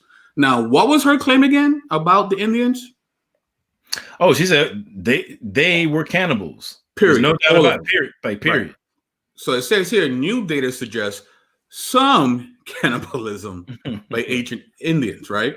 It then says here, scientists have found what they say is the first direct evidence of cannibalism among prehistoric Indians in the American Southwest. Which means there's not a whole lot of evidence of this. Right. This is the first time they found anything that led to this claim. Right. So another part of this article says here the research team described and interpreted the findings in a report being published in today's issue of the journal Nature. In the accompanying commentary, Dr. Jared M. Diamond and an anthropologist at the University of California, Los Angeles, called the research, quote, compelling evidence of the practice of cannibalism by some ancestral Indians. So again, she made this sweeping generalization. And this is from research of this one place that they found that quote unquote is compelling evidence by ancestral Indians. Yeah, and you know what? Actually, can you go back for a second? Sure. Because I was just looking at the paragraph right below where you had the red line. Oh yeah, true. I didn't see that. Right. The redlining, but it said the chief descendants of the Anazi are the Hopi and Zuni tribes. Right. You know what I'm saying? Which have never practiced cannibalism and object to archaeologists' inferences of cannibalism by their prehistoric ancestors. So I wanted to read that because, again, I mean, to your point, they're just saying that there's some cannibalism, by some ancestral Indians, and they're actually outlining, those who they believe to have been descendants of those tribes. I mean, so you can't just, now, granted, I don't know how many tribes there were, of Native Americans. I believe it was like well over 200 or something like that, is my understanding. Maybe Phil Fox in schools on that, but the point is, we're not talking about like this widespread practice among, those who might be ethnically described as this is what they all did. Like this is what they all did. I mean, it's not all even the close. time. Right. In the very article that she cited, it's not even close. Right. Right. So they found the way they figured this out was they found prehistoric feces, and within the feces they found some proteins that you could only find if someone ingested another human being, right? Mm-hmm. So, but this also talks about that there was it's a particular place, right? I forgot where they said it was, but it led to an investigation of a community of 70 to 125 people that existed between 1130 and 1150 AD. So this finding was found in a particular place within a company of people no more than 125. Right. So how do you get that from they were all cannibals? Yeah. And the thing about it is too, Phil Fox, man, this seems like it's his wheelhouse because he's right on point because he asked the question, could this have been a hardship situation? And I think you're going to get to that in a minute, but that's very perceptive. But I mean, what tripped me out is that she came so strong with it, bro. Like she was like animated, like, no, they was cannibals, period. Like just boom. You know what I'm saying? Like she came like with the hammer. I'm like, fam, like you like dead wrong, B. Yeah, Mr. Phil Fox, it says it was a time of severe drought, one of the worst in the American West in the last 2,000 years. And this provoked conflicts between farmers who had settled there and intruders from surrounding areas. So yeah, it was a very distraught time. Right. This is from a small place in America, no more than 125 people. And this was the first evidence ever of cannibalism, because now there's been stories propagated by, colonialists that all Indians were doing this.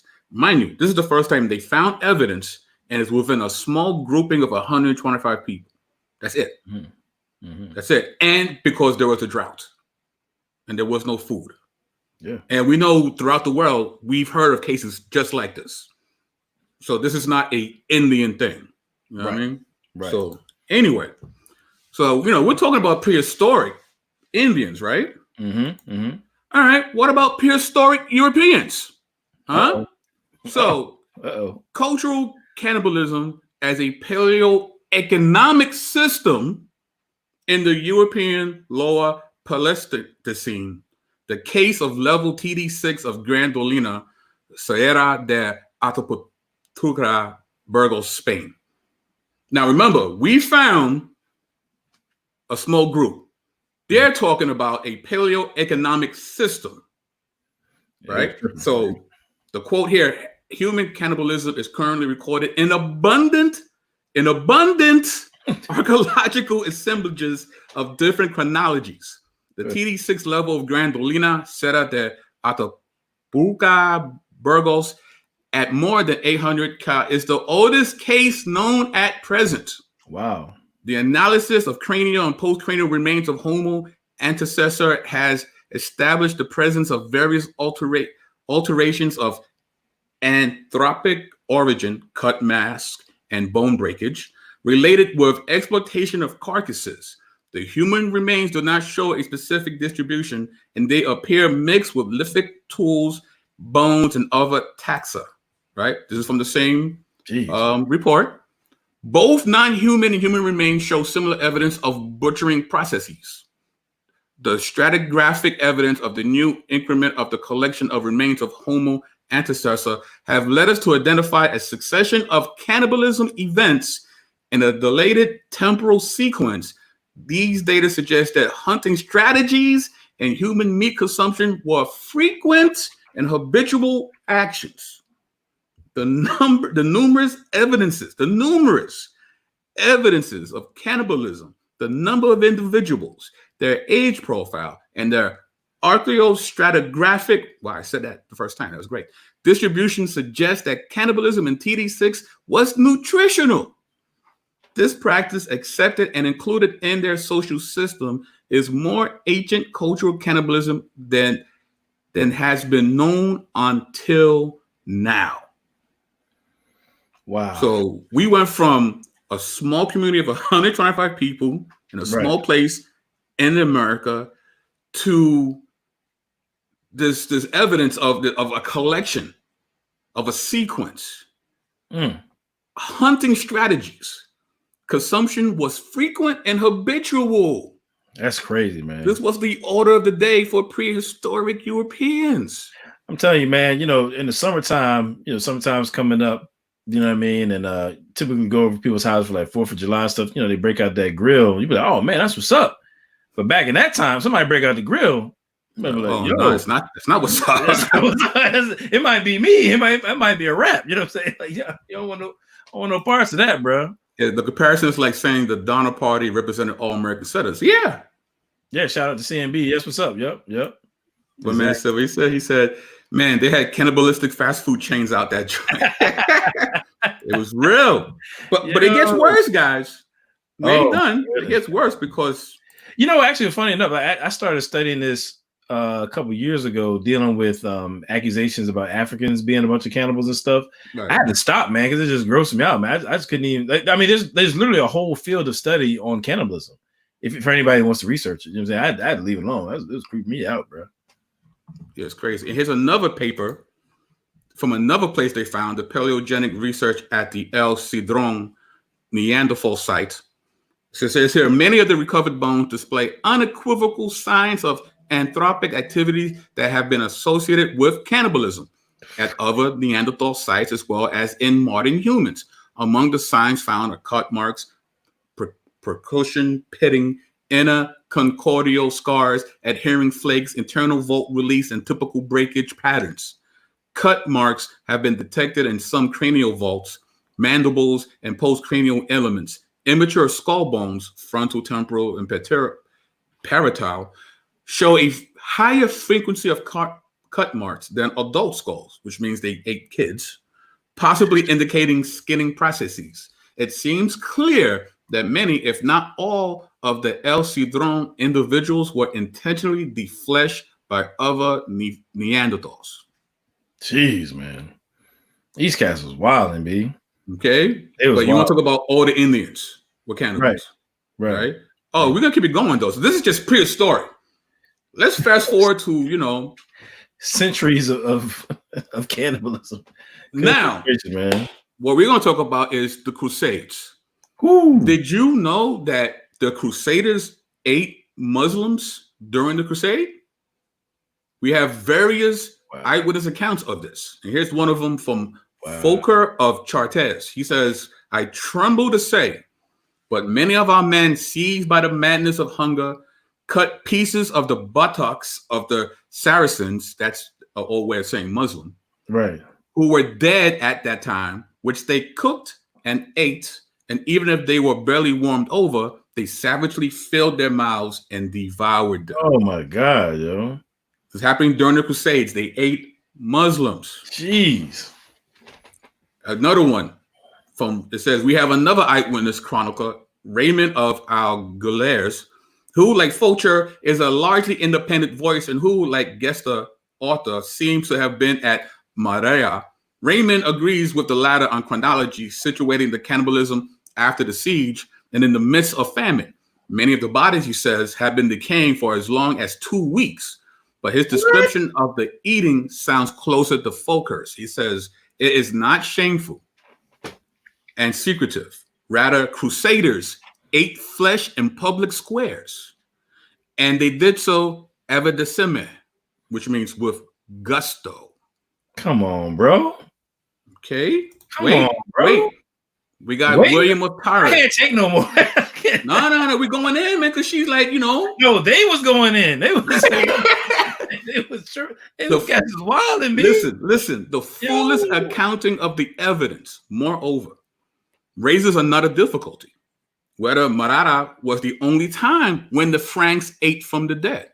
The problematic Saint-Jean de Entoche, a late 20th century vernacular epic that combines literary panache and unusual historical precision, locates the original site of cannibalism a few months earlier during the siege of Antioch, as does the normally well-regarded late 12th century historian William of Tyre, William of Malmesbury, an early 20th century English writer, similarly mentions cannibalism at Antioch. Quote, and there were some who nourished bodies with bodies, feeding on human flesh, but far away and in the mountains, lest others take offense at the smell of cooked meat. Fam. They were eating Muslims, bro, in the Crusades. Fam. The Franks. Bro. I would rather just die on the battlefield, B. Like, I mean, come on, man. That's crazy, bro. I mean, I know you're right, because actually I did come across some of this like as well. I mean, yes, but Lala makes a good point. I don't know which crusade this was, but doesn't matter because they were eating people. Well, no, actually, I'm glad she asked this question because I don't know which one. So I think it's important when you think back to why is B keep reading this like it's a bedtime story. I'm not gonna be able to go to sleep tonight, man. I'm not gonna be able to look at me. So what's it? That's terrible, bro. Oh no, that's terrible. Too soon. Even though it happened in the that's wild. But so now, so this is gonna go back to one of the overall points I'm trying to make, right? So if you're out of step with the biblical worldview, then you end up doing things like, trying to use, well, I'll put it this way. When you think about, what's the name? I can't remember her name. I'm all throwing off, man. Candace Owens, you know what I'm saying? When you think about her angle on this, right? Like she's basically trying to soften the blow of European history. You know what I'm saying? By, she says like the white man, is subscribed to the monotheism, and they brought an assigned route and stuff like that. Now I know you're going to get to that as well, but I just want to make the point to I can't pronounce your name. Forgive me, but I think it was Latasha. At this point that you're talking about, the monotheistic worldview was prevalent. You know what I'm saying? In European history. Yes. You know what I'm saying? So the monotheistic worldview is there. Now I agree that bringing the biblical worldview and allowing it to do what it does is going to bring about positive moral change. I don't disagree with that at all. I'm just saying that we have to be careful of not trying to defend people in ways that are out of step with truth, historically and biblically. You know what I'm saying? Everybody falls short. Everybody falls short. As we're starting to see right here. Exactly. Shout out to my man Manny Vids. Yeah, that's what we just talked about that. I just shared a peer review article about the earliest cannibalism is Neanderthals in Europe. So you are correct, sir. So let's keep it going. All right. So this is gets now what we're going to talk about is what's known as medicinal cannibalism in Europe. All right, medicinal cannibalism. All right, so this is from an article called "Between Horror and Hope: Gladiators' Blood as a Cure for Epileptics in Ancient Medicine." This is from the Journal of the History of Neurosciences academic journal. Between the 1st and 6th century, a single theological and several medical authors reported on the consumption of gladiators' blood or liver to cure epileptics. The origin of the sacred or apoplectic properties of blood of a slain gladiator likely lie in Etruscan funeral rites. Although the influence of this religious background faded during the Roman Republic, the magical use of gladiators' blood continued for centuries. After the prohibition of gladiatorial combat in about 400 AD, an executed individual, particularly had he been beheaded, became the legitimate successor to the gladiator. Occasional indications in early modern textbooks on medicine, as well as reports in the popular literature of the 19th and early 20th century, document the existence of this ancient medical practice until modern times.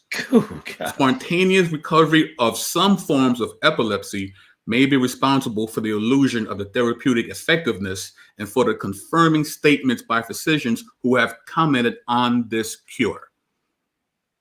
So they drank the blood of fallen gladiators to try to heal people. But it gets better. No, it doesn't.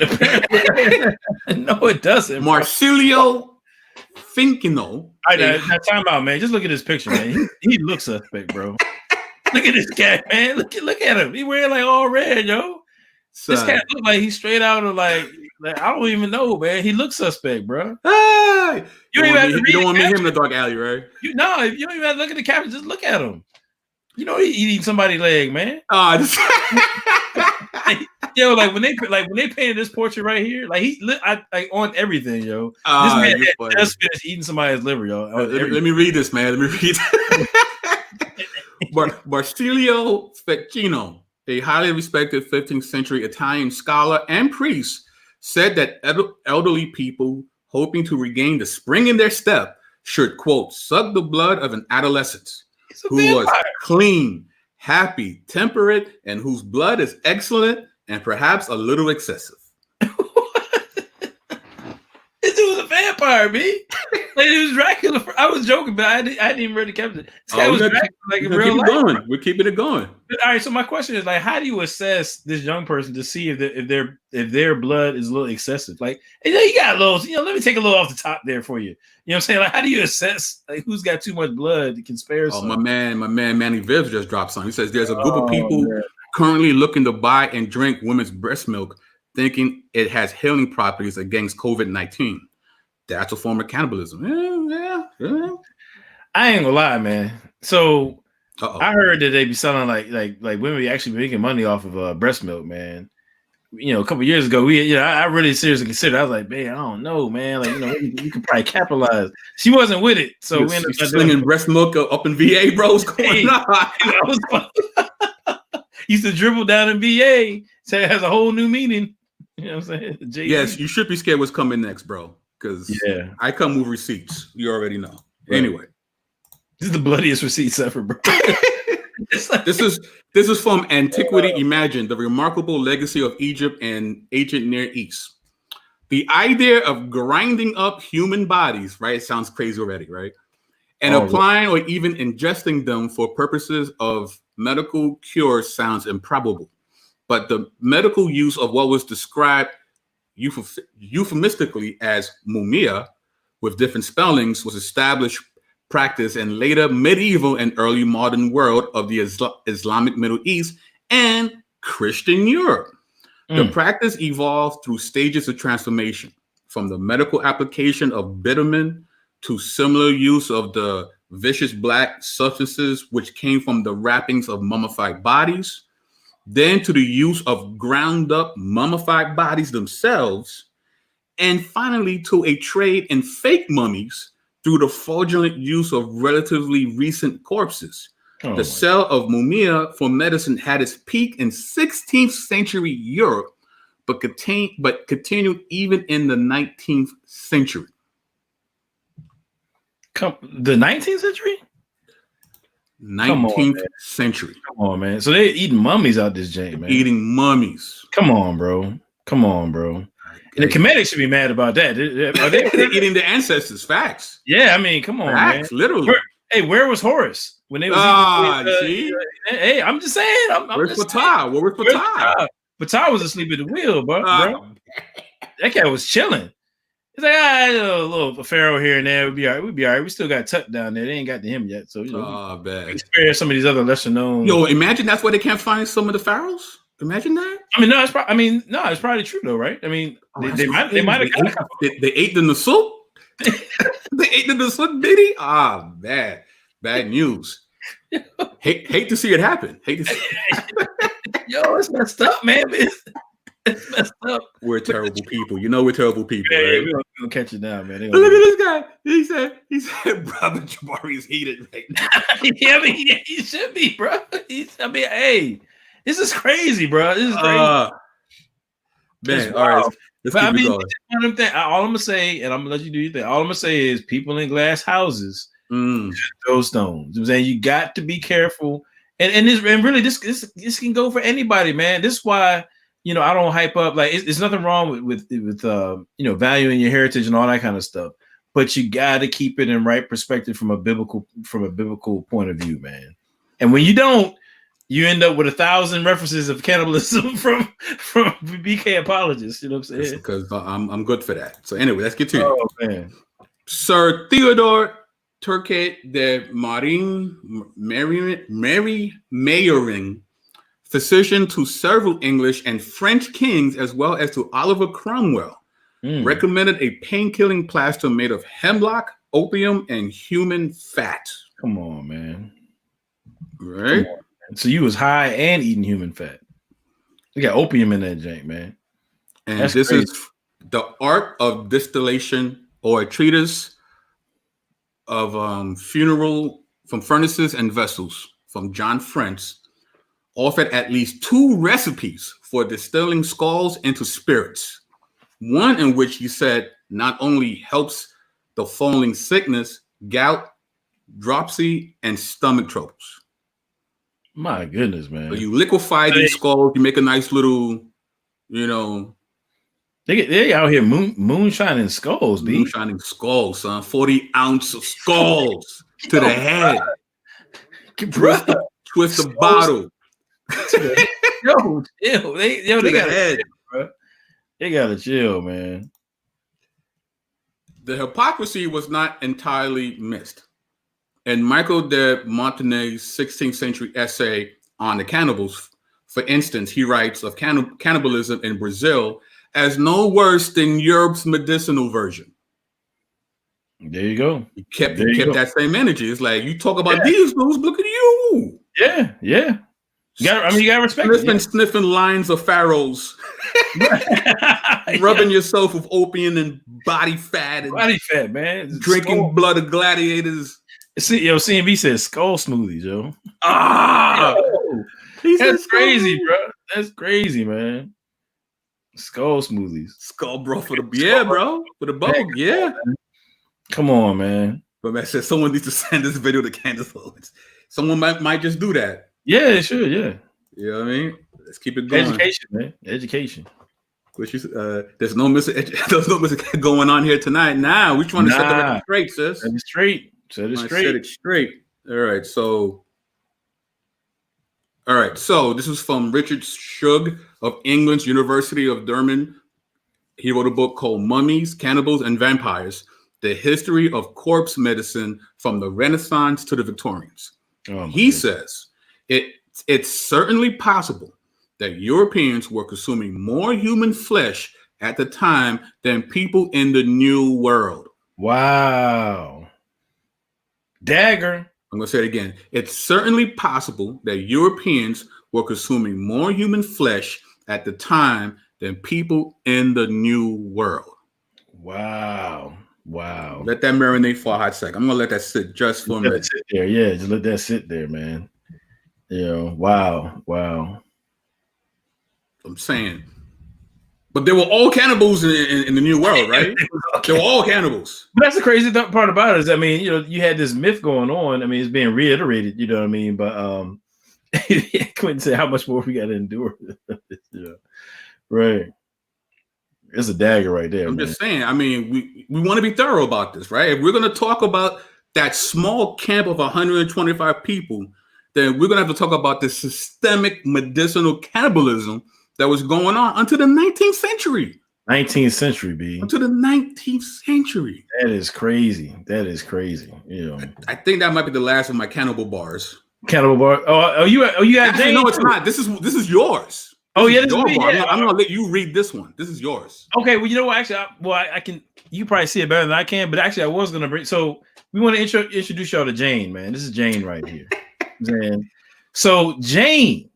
Now, a little while ago, you mentioned what was called the starving time. You're saying we had beef going on between the Algonquins, or Chief Powhatan and his folks, if you will, and then of course John Smith and the settlers and so forth. There was beef going on, the conflict, and they laid siege. You know what I'm saying? I think it's the wrong word, but they laid siege. You know what I'm saying, to the European settlement in Jamestown, to where they couldn't get out, couldn't get food, and so on and so forth.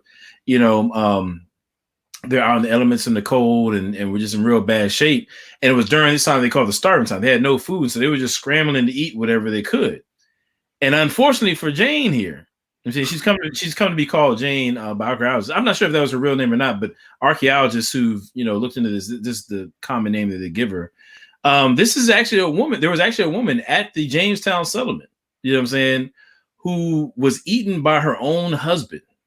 She was killed at night. You know what I'm saying, and eaten by her own husband, cannibalized. And so while the individuals, as far as I can see, you know what I'm saying, there was no evidence that the specific tribes that John Smith encountered were cannibalistic. You do have this lady right here, saying, who was eaten by her own husband. Jane took that L. You know what I'm saying?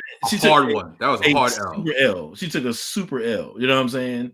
Now, my whole point is this. You know what I'm saying? Now, granted, this is a situation where people are starving, and actually Phil Fox brought up earlier, all throughout history, you're going to find different incidents where people were struggling and starving or whatever, and just overwhelmed, they turn to cannibalism. You know what I'm saying? So I'm not trying to make a special pleading here, say this is like so much worse than anybody else. Right. But I just think it's ironic, I'm saying, that of all, that given the dynamic that Candace Owens puts forth, that Native Americans, they were cannibals. Well, actually, you know what I'm saying, if you just do a quick Google search, you know what I'm saying, or just I did.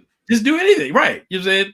Just do a quick Google search. If you type in say Jamestown cannibalism, you're not gonna find cannibalism, documented amongst the Algonquins and the Powhatans and so forth. You're gonna find an incident right here with Jane, who was eaten by her own husband, B. And my understanding is that she was actually pregnant. I read one account. I gotta verify that, but I read one account that says she was actually pregnant at the time. That's crazy.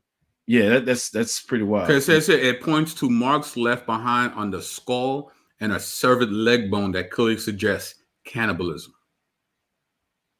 And there was multiple accounts. So this was actually public knowledge. Multiple accounts from the period mention a wife who was murdered and eaten by her husband. Right. But it is unclear whether Jane was that particular victim.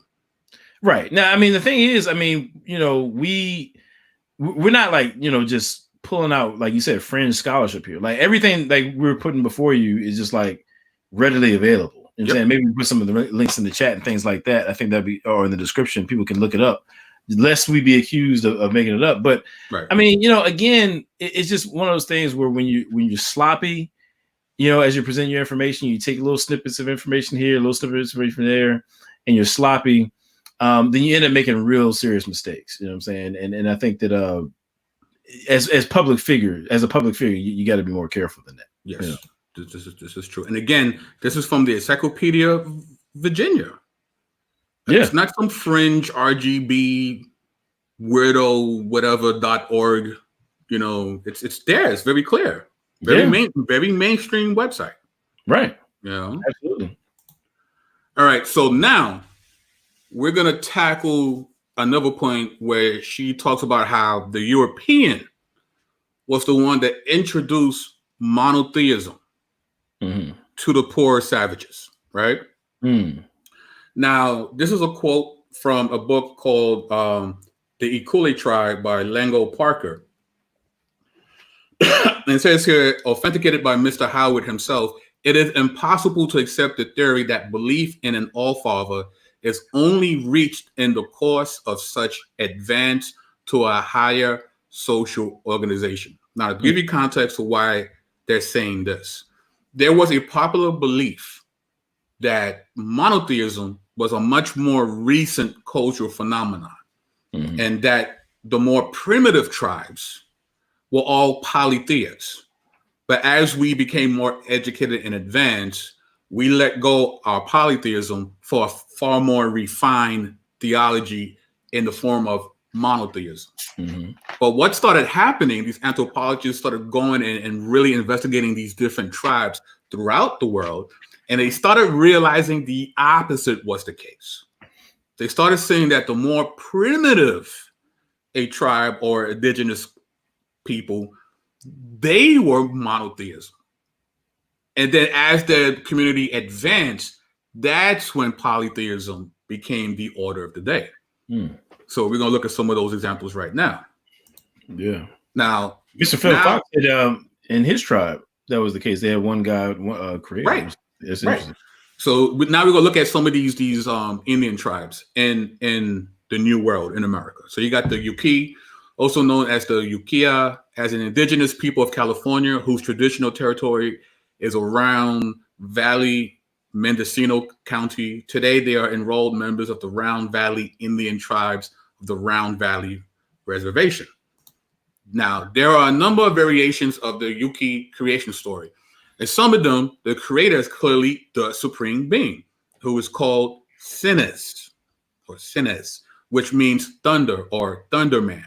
In some, he is accompanied by the original ancestor or cultural hero who goes by the name of Ngakio or Tekiomo, which means great wanderer or solitary wanderer, respectively. However, this great human was unable to create anything. And yet others, Tekiomo is used as the name for the creator. So these tribe of people had a monotheistic religion. They had one God, and he had this extra guy who he created to help out, right? Kind of similar to the angel of the Lord, perhaps. Interesting, right? And this comes from the High Gods from Schmidt and Edward S. Curtis, North American Indian. It comes from High Gods, and it also comes from Edward S. Curtis, North American Indian, the Indians of the United States. All right, so sourced up. The most important line in the Yuki story is reminiscent of Genesis. Quote, he spoke a word and the earth appeared. In those versions in which the Tekiomo is the name of the glorious ancestor, he accompanies God in a system in implementing God's divine commands in creation. God also creates a wife for him, ex nihilo, and then other human beings out of clay. After a flood destroyed all people and animals, God created them once more. Gee, that sounds awfully familiar. Right. Remember, these are people who have no contact with the Europeans. Right. Primitive people, monotheistic God. All right. Now we have the Maldu. They are a Native American people of Northern California. They reside in the Central Sierra Nevada and the watershed area of the Feather and American rivers. They also reside in Humboldt Valley, and in Mandarin languages, Mayadu means man. All right, from the Mayadu text by R.B. Dixon, the Mayadu creation story, given its setting in somewhat later culture, is a little more complex. At first, there was nothing but water and darkness. Which, in the absence of abstract terms, is frequently used as a description of chaos. Interesting. Ancient Near East, You know, sounds very similar. Which in turn represents the inconceivable state of nothingness. When I say nothing, I mean not including the creator who lived in the sky. One whose name is Wanomi, which means without death. Okay, again, another tribe, monotheistic God. Then we got the Salish people. They are ethno-linguistic group. These are all Indians and Americans people in America, right? The Pacific Northwest, identified by their use of the Salish languages, which diversified out of Proto-Salish between 3,000 and 6,000 years ago. Their god is Amotikin. He was always been and always will be. He is everywhere, solitary and alone, without wife or children. He is of never-changing kindness, making all that men need grow for them. He helps in sickness and provides for making life easy. Wow. His power is the highest, and there is no other being whose power could even remotely compare with his. On him depends the order and prosperity of the world. Interesting. The source of life everywhere on earth. The Northeast group says, frankly, he has unlimited power. Again, this is from Schmidt's book, High Gods, page 114. Okay.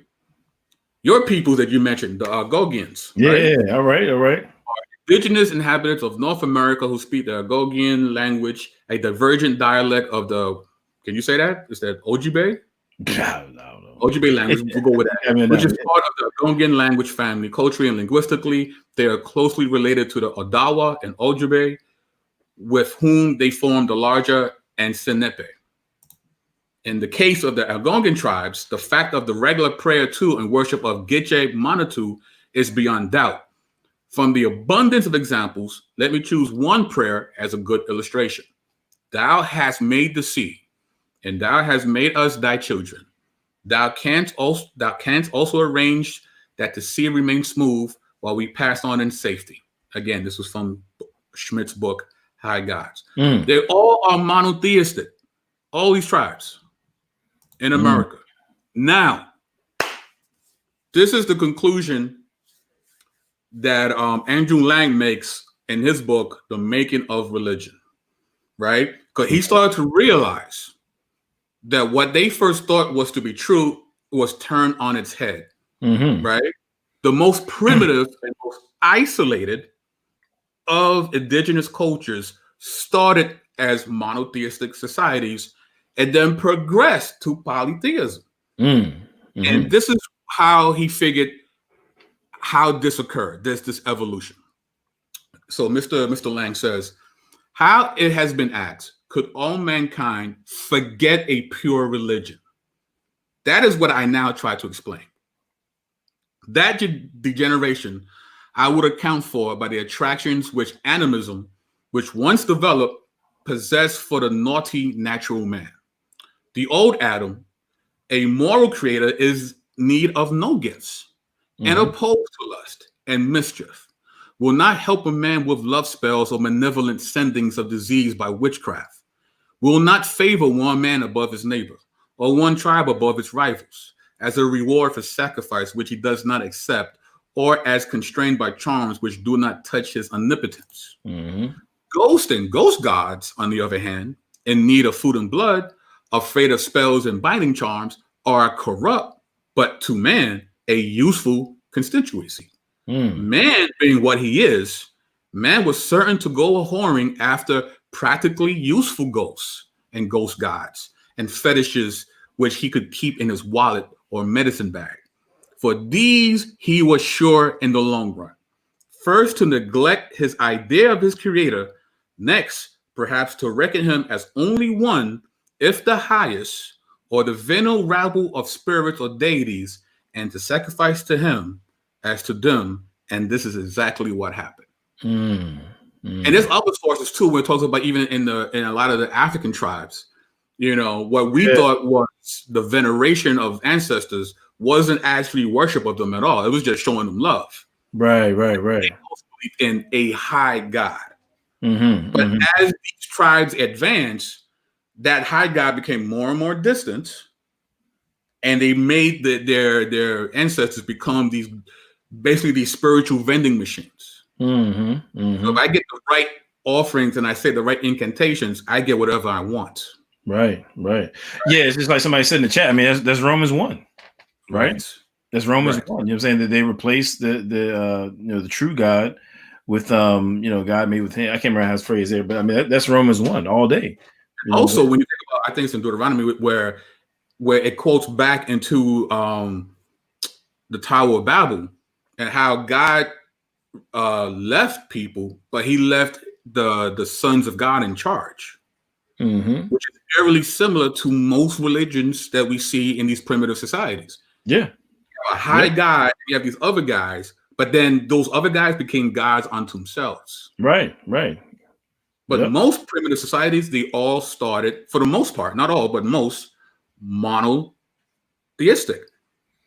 Yeah, and somebody mentioned it too.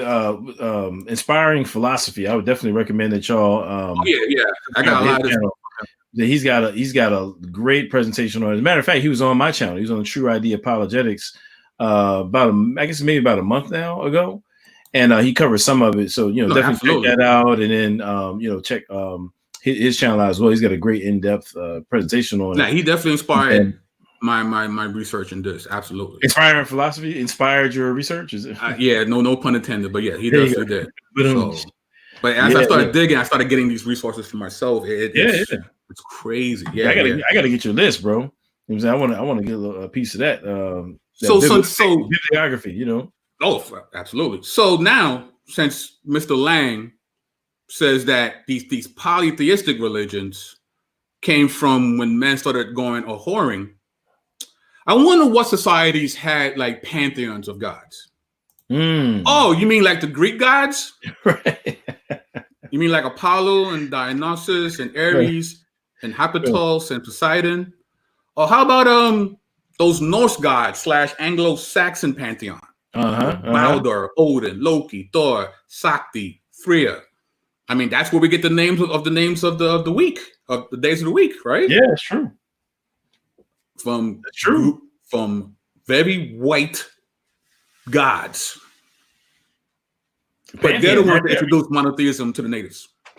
And see, what's so crazy is and again, this is why I said a little information can be dangerous. Because the truth of the matter is this: what you can see is, say, for example, like in India, you know what I'm saying, like, you do have practices like, so for example, they would burn, say if a dude died, they would burn his wife on the funeral pyre. She had to go with him. You know what I'm saying? That was like one of the practices in India. Right. And you do see that as the English get involved, they put a stop to that practice. You know what I'm saying? And so I think she's probably got things like that in mind, you know what I'm saying, when she's making that statement. But the problem is when you're not careful, when you're just kind of taking snippets here and there, and you're not being nuanced and careful about how you frame information, then you end up making these kinds of overstatements. You know what I'm saying? And so the reality is, and I'm just really partial to this. Like, we got to stop. As a matter of fact, I think it was Quentin that put it up. Like, we got to stop romanticizing. You know what I'm saying? We got to look at the facts in the eye, you know what I'm saying, and let them be what they be. We got to stop romanticizing. If you're, the people that you align yourself with, if you find some skeletons in the closet of your heritage, no pun intended. No, yeah. They might eat them skeletons. I don't know. I don't know. They'll drown them up and sniff them. Meats, you know what I'm saying? But skull smoothies. Yeah, if you find some skull smoothies in your heritage, then I mean, but seriously, so here's the thing, though, right?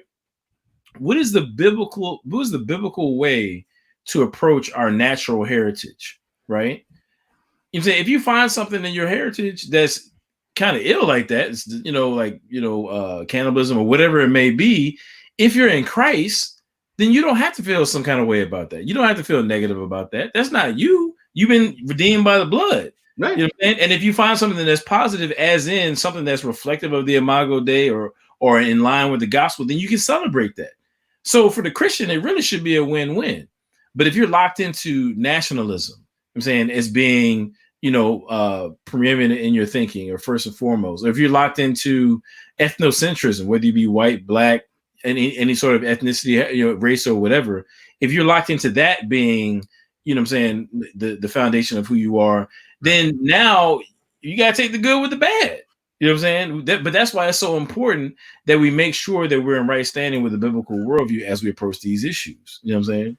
I mean, all cultures have a red light district. All of them. All cultures have that other side of town that nobody wants to talk about. All cultures. Yep. Yep. But like what Adam says, in Christ, you're redeemed from that. Right. You Right. know?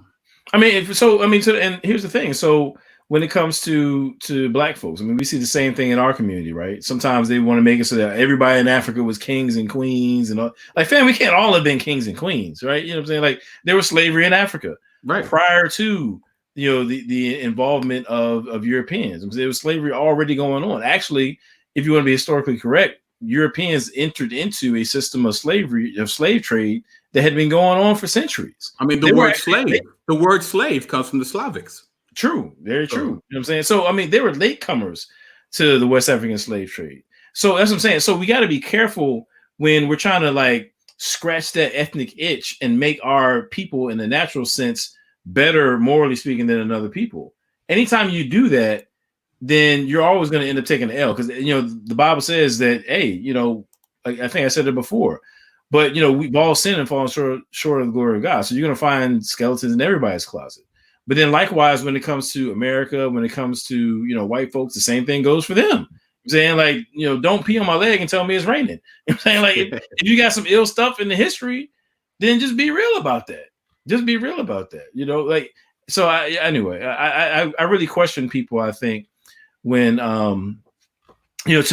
so for example, Candace Owens' point about John Smith, she's like, it's not like you had these Native Americans that were planting flowers and stuff, and then big bad John Smith comes in. Well, I mean, yeah, it kind of was. It kind of was that.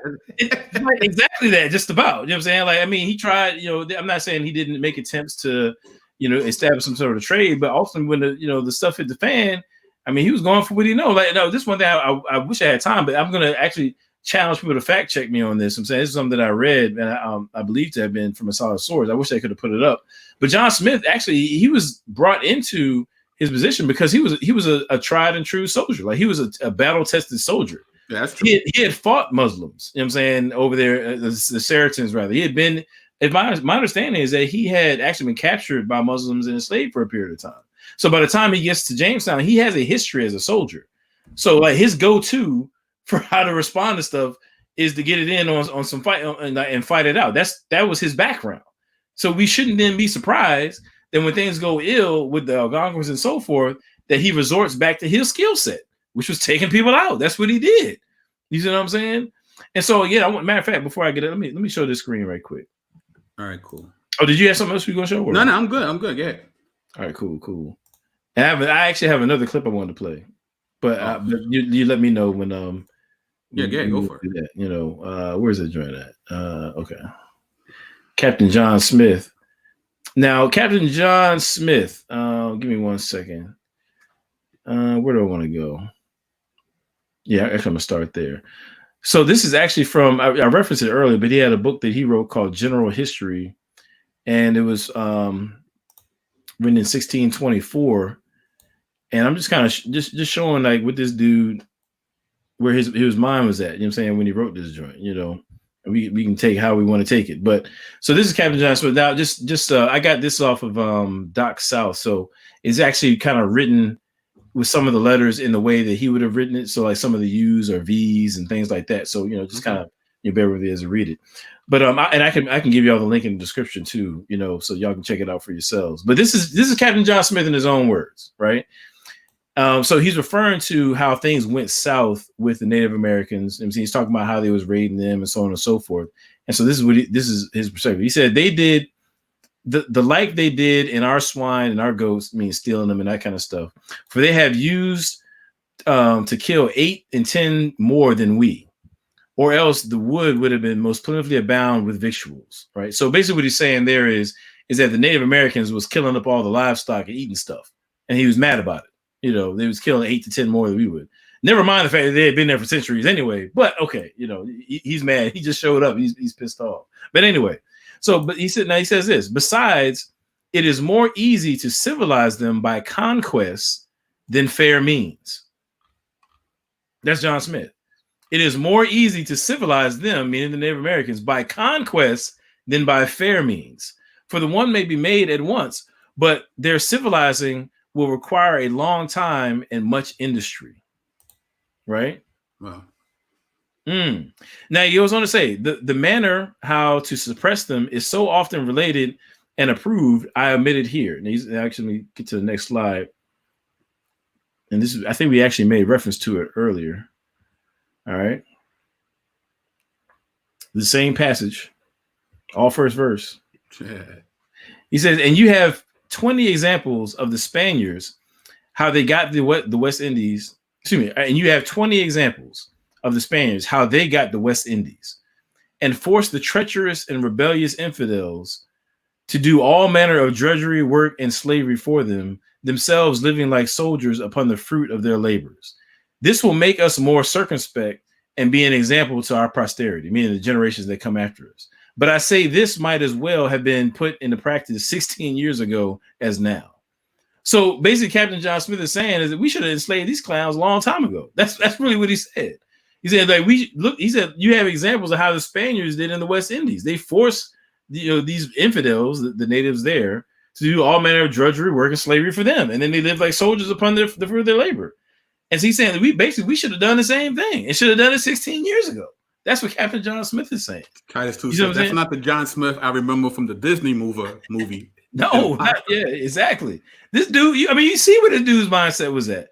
You know what I'm saying? He was about that slavery, B. You know what I'm saying? So again, we got to be careful, man. We got to be careful. You know what I'm saying? So if there's any part that I misinterpreted, due to the spelling and stuff, I apologize. But I think it's pretty clear where this gentleman stood, with, at least at this point in his life, with respect to forced slavery. He was like, the Spaniards had it right. You know what I'm saying? We should have got down like them, 16 years ago, which would have been the time where they just about first arrived. So, yeah. Not in history books. Exactly. Yep.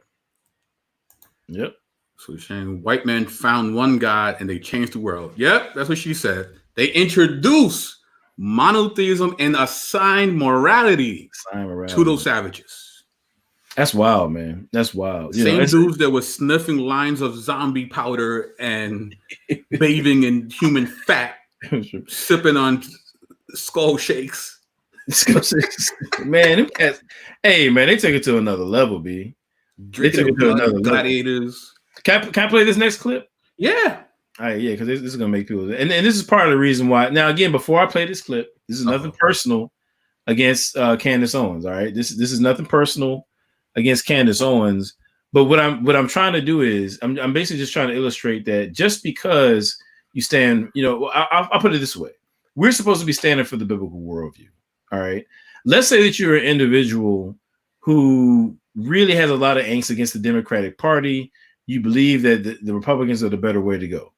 If that's your perspective, as a Christian, I'm not going to come down on you and judge you for that. You have a mind of yours, and hopefully you're using it to come to your conclusions. You know what I'm saying? That's not what my concern is. My concern is we have to be careful, not to bow to bigotry. You know what I'm saying? And actually, that's not just on the Republican side. I'm just saying for this specific video that I'm about to show, we have to be careful not to bow to bigotry just because some of our values overlap with conservatives and Republican Party. And so I'm saying that for this specific video here. So Let me just want to make that clear. I'm not saying everybody. Can y'all see that? Yeah. Yep. Oh, you know what? I think I clicked the wrong one. You see a guy with a red hat on? Yep. Oh, I did. Okay, cool. Let me get rid of that. Oh, there it is. All right. Just listen to what this guy says, and then I'll give my perspective. Oh, here we go. I'm here. What was your big break?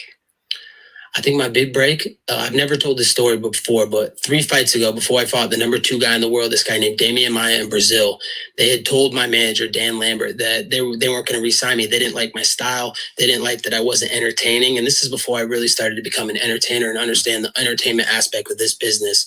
So before this fight, they told me no matter what happens, I was ranked number 6 in the world. We're not re-signing you. We don't like your character. We don't like your fighting style, and I'm getting paid $30,000 to go fight the number 2 guy in the world. Like after you pay taxes and pay your coaches, you're really going to get like $5,000 or $10,000. So I'll go out there and I beat him up, leave him in a pool of his own blood in Sao Paulo, Brazil, his home city. and I shoot this promo on the Brazilians, and I say, hey, you guys are all a bunch of filthy animals, you know, and in Brazil, you're a dump. and going back to kind of the racist thing, you know, everybody's like, oh, you're racist. You said Brazilians are filthy animals. I'm like, Brazil is not a race, you know, it's a country, and they use filthy animals in Home Alone. So it's just filthy animals. Filthy animal. Yeah. Keep the change, you filthy animals. So I go and shoot this promo, and I wasn't supposed to have my job, but that promo goes so viral on the internet that the UFC's like, we have to keep him. We have to re-sign him because that promo was so big. So that's what saved my career, and that was the turning point of my career, and the rest has been history. Wow. So, man, and I'm not really going to spend a whole lot of time dissecting that. I mean, people can, you know, they heard what he said and so forth. Now, my thing is this, you know, how do you laugh at that? You know what I'm saying? Like, you know, if somebody refers to this country as like dirty animals and like your country's a dump, like that's not Christ-like. You know what I'm saying? No, far from at all. You know what I'm saying? Now, I don't know what Candace Owens believes. I have no idea, to be honest with you. I know she's spoken at Liberty University, and granted, a lot of people have. You know what I'm saying? But now the context is, interestingly enough, this same guy. Now, I think he was stealing bars because there's actually another UFC fighter, Chael Sonnen, who made similar comments about Brazilians at least a couple of years ago. You know what I'm saying? So I think he's actually was stealing bars from Chael Sonnen and trying to revamp his career by being objectionable.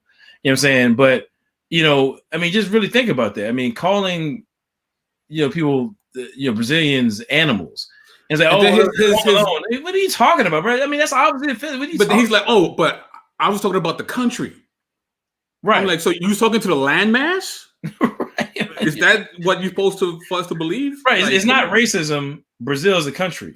Well, yeah, but fam, like you're still talking about people, you know what I'm saying, of a particular place, particular ethnicity or whatever. You just call them filthy animals, right? Like nowhere is that appropriate. You know what I'm saying, and so and to me it was like, well, it was in Home Alone, filthy animals. I really don't think that you refer to Brazilians as filthy animals in like the jesting Home Alone sense. You know what I'm saying, you were trying to be provocative because you don't say you're filthy animals and then say your home is a dump. You know what I'm saying, and you was just joking though, right? Come on, man. So, I mean, but my whole point in showing that, though, you know what I'm saying, was the fact that Candace Owens laughed at it. I mean, she laughed it up with him. You know what I'm saying, in the face of bigoted comments like that, laughter is not appropriate. I'm saying that you don't co-sign stuff like that. But these are the kind of things that happen, again, where just because, you know, some conservatives you feel they overlap with your views and this, that, and the third, we have to be careful to at all times make sure that we are being set apart. You know what I'm saying, now again, I don't know what Candace Owens believes. I have no idea. I'm just saying that what we need to do is be careful that we don't exemplify that kind of behavior where we're bowing our knee to bigotry for a couple of laughs. You know what I'm saying, that's not cool. Because again, we pledge our allegiance to Christ first and foremost, and anything that gets in the way of that has to be thrown to the wayside. Right, you know, right. Now, Captain Knuckles said he's a conservative and he likes Candace in the beginning, but as time went on, he started to find her perspective very shallow. Now, I'm not going to say again. I wasn't planning on saying a whole lot about Candace Owens, but I think that Captain Knuckles is right. I think that what happens is, I told my homeboy, and you know, maybe I hope this doesn't come back to bite me in some kind of way. But anyway, I told my homeboy, I think that with Candace Owens, she's very quick on her feet. You know, to her credit, she's a very good writer. She's a very clear speaker. But I think in terms of her knowledge base of any given topic, I think if you take her into deep waters on any given topic, I don't think she can hang. I'm saying, I think that's why she takes snippets of stuff. Like, so for example, for anybody who's familiar with Os Guinness, you know what I'm saying, he's an apologist, and he'll talk about things like, you know, she was talking about before, how the biblical worldview went to this place and that place, and you saw moral change and so forth. You know what I'm saying? But he's able to give you the nuances, the history, and the context such that he doesn't get himself, you know, put his foot in his mouth. But when you're like Candace Owens, you're just kind of shooting from the hip, you know, and just taking snippets of what you heard, and you don't really know what you're talking about, then you end up saying stupid stuff like, you know, pinning, you know, cannibalism on the entirety of Native Americans. You see what I'm saying? Right. So, and I mean, that's it also says something about her audience too, right? Yeah. Because if she really thought that they would fact check like what we did, chances are she'll be more thorough in her talking points. You know? Yeah, it's true. I mean, I think you're right. I mean, I think that somebody like a Dennis Prager, who she was interviewing, somebody like him, he should respect his own platform enough to not want to be associated with something like that. You know, I mean, in the moment, I guess I can see how maybe socially it might be difficult, but I would think that you would want to push back on something like that when somebody has made a generalization, an unfair generalization, where you don't have cannibalism amongst the group that John Smith encountered. And actually, I can't remember, I think I mentioned this earlier, but the word Caribbean comes from the Spanish word cannibal. And Christopher Columbus, when he first encountered a group Native Americans, and we don't have to get into it now because I know it's getting late, but when he encountered the Arawakan, you know what I'm saying, which was the first, if my understanding is the first Native American group he encountered, they told him about this group of fierce, warriors and, fearful individuals that he didn't want to mess with. You know what I'm saying? And it was from that, in my understanding, is that he came to to have this impression that there were cannibals out there, but he got that from a group that was peaceful. You know what I'm saying? So the group so he was dealing with peaceful Native Americans, and then they ran them into the ground through sickness, slavery, and so forth. And that's when you have Africans coming on in later on down the road. So, you got to be careful, man. You got to be careful. You can't just be slinging around historical. And again, that's what I was going to say. We have to be careful too. You know what I'm saying? Like none of us is above reproach. Anybody can make a mistake. But that's what you hope that you want to do is do your due diligence, put in the effort, put in the work. And one thing I try to say, man, I never post something that I can't defend. I mean, whether it be on Facebook or video, if I can't defend it, I don't post it. I get people mad at me sometimes, like, yo, man, why you need to post my video? Because if I didn't watch it, you know what I'm saying, and I don't really know you like that, or you said some things, even if it could be something like one line. I'm saying if I feel like it's going to be problematic, I can't defend it, then I won't repost it. Right. You know what I'm saying that's just what it is. And I think we should all be like that. You know what I'm saying? We should all be very careful in this social media world, is media-driven world, to, watch it. Matter of fact, the scripture says, here it goes right here. We'll be judged by every idle word, man. Jesus said we're going to be judged by every idle word. And so we need to be careful that we're out here doing our best, doing our due diligence to speak rightly and things that'll be uplifting and whatnot. Yep. Amen. That's what's up. So that was 2 hours, 12 minutes, and 12 seconds of some amazing stuff, I think. Yeah, man, this is definitely dope, man. I mean, with your permission, I might have to post some or all of it on my channel. I feel like absolutely. I feel like my viewers mayto here. You know what I'm saying? Like we need it. No, for real, man. Like, I mean, you gotta scare some people off your subscribers. Maybe, but that's okay. You know what I'm saying? Like at the end of the day, if you can't show me where I'm out of step biblically, I got to stand on those convictions. You know what I'm saying? I can't be shackled or, handcuffed by your political persuasion or anything like that. I don't, just so it's clear, I don't look. I love people. I love Americans. You know what I'm saying? I'm all about Americans, man. But guess what? I'm for everybody else too. You know what I'm saying? When I say true ID, the real you, Imago Dei, I mean that. You know what I'm saying? Like I'm not limiting, truth and compassion and godly character to those who fit within my geopolitical sphere. No, I care about, people. You know what I'm saying? The people that God cares about. If you don't care about that, then you're not gonna like my channel. So I mean, just don't even make yourself upset. You know what I mean? So there we go. Well, hopefully, man, I'm trying to get there, man. I'm trying to get to those subscribers. And for those who are in the chat, please like, share, and subscribe, so I could get up to that point where I can have that super chat going. You know what I mean? So thank you. From your mouth to God's ears, many vits. So there you go, man. There we go. Did you want to do questions, or it's up to you? I mean, we could do a couple questions before we go. Yeah, it's up to you. From the chat. Anything that we could clear up, or dude, next bodega, we need to chop some of this again, race and politics. You see why you want to start trouble, man? Yeah, why you want to start trouble? That's funny, man. But yeah, any questions, comments about what we just shared? We shared quite a bit. You know what? Actually, so Mr. Phil Fox said, if y'all want a Native American Christian perspective, I'll gladly join anytime, brothers.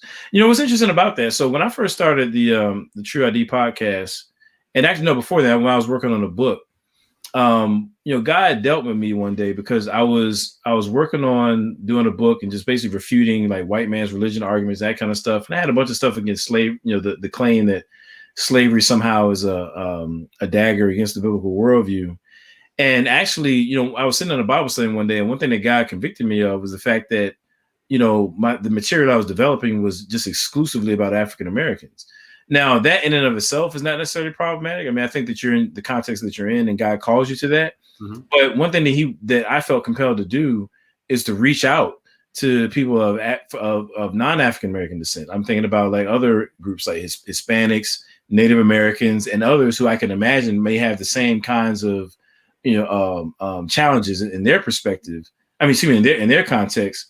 And I wanted to have them on the show. So that's why you see from time to time, particularly like within the first year and a half, I was going out of my way to make sure I had some Hispanics on there, things like that, because I wanted them to have a voice as well. You know what I'm saying? So is that why we're friends? Because you needed to fill your Puerto Rican quota? Is that what it was? How was your pet project? How was your pet project, bro? That's what it was? Oh man, it's true. It's true. That's hilarious. That's hilarious. Oh, but no, man, but it's so important, man. I mean, I really am interested in hearing it from a Native American's perspective, how they kind of navigate these things. I think that'd be really valuable. So I can definitely want to reach out to Phil Fox on that. Yep.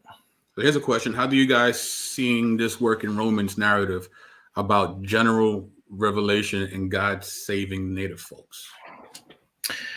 Yeah, so there's a lot of different directions I want to go with that, but I'm actually going to be writing an article series or finishing an article series called Ethnic Epistemology. But what the Bible has to say about general revelation, I mean, you see it in all throughout human history, and where you go. You know what I'm saying? You see this notion among people that there's a right and wrong thing to do. You know what I'm saying? You see this notion that there is a creator, like there's this world can't account for itself. You know what I'm saying? Like it's when we just kind of take the blinders off and just look at creation, just look at nature, we say, you know what, something must have really, somebody or something must have put this all here. And I think that's really what Romans 1 is all about, as far as the general revelation part, I mean, he brought up Romans, but I actually thought of Ephesians 2, though, when it comes to like the idea of saving Native folks, because, Paul actually plays the part of how his people other different people, right? He first starts off saying, we have everything. You guys were savages and this and that, but we were also sinners, and so were you, even though we had all this special revelation, right? So we're both in trouble because we're both objects of wrath. What do?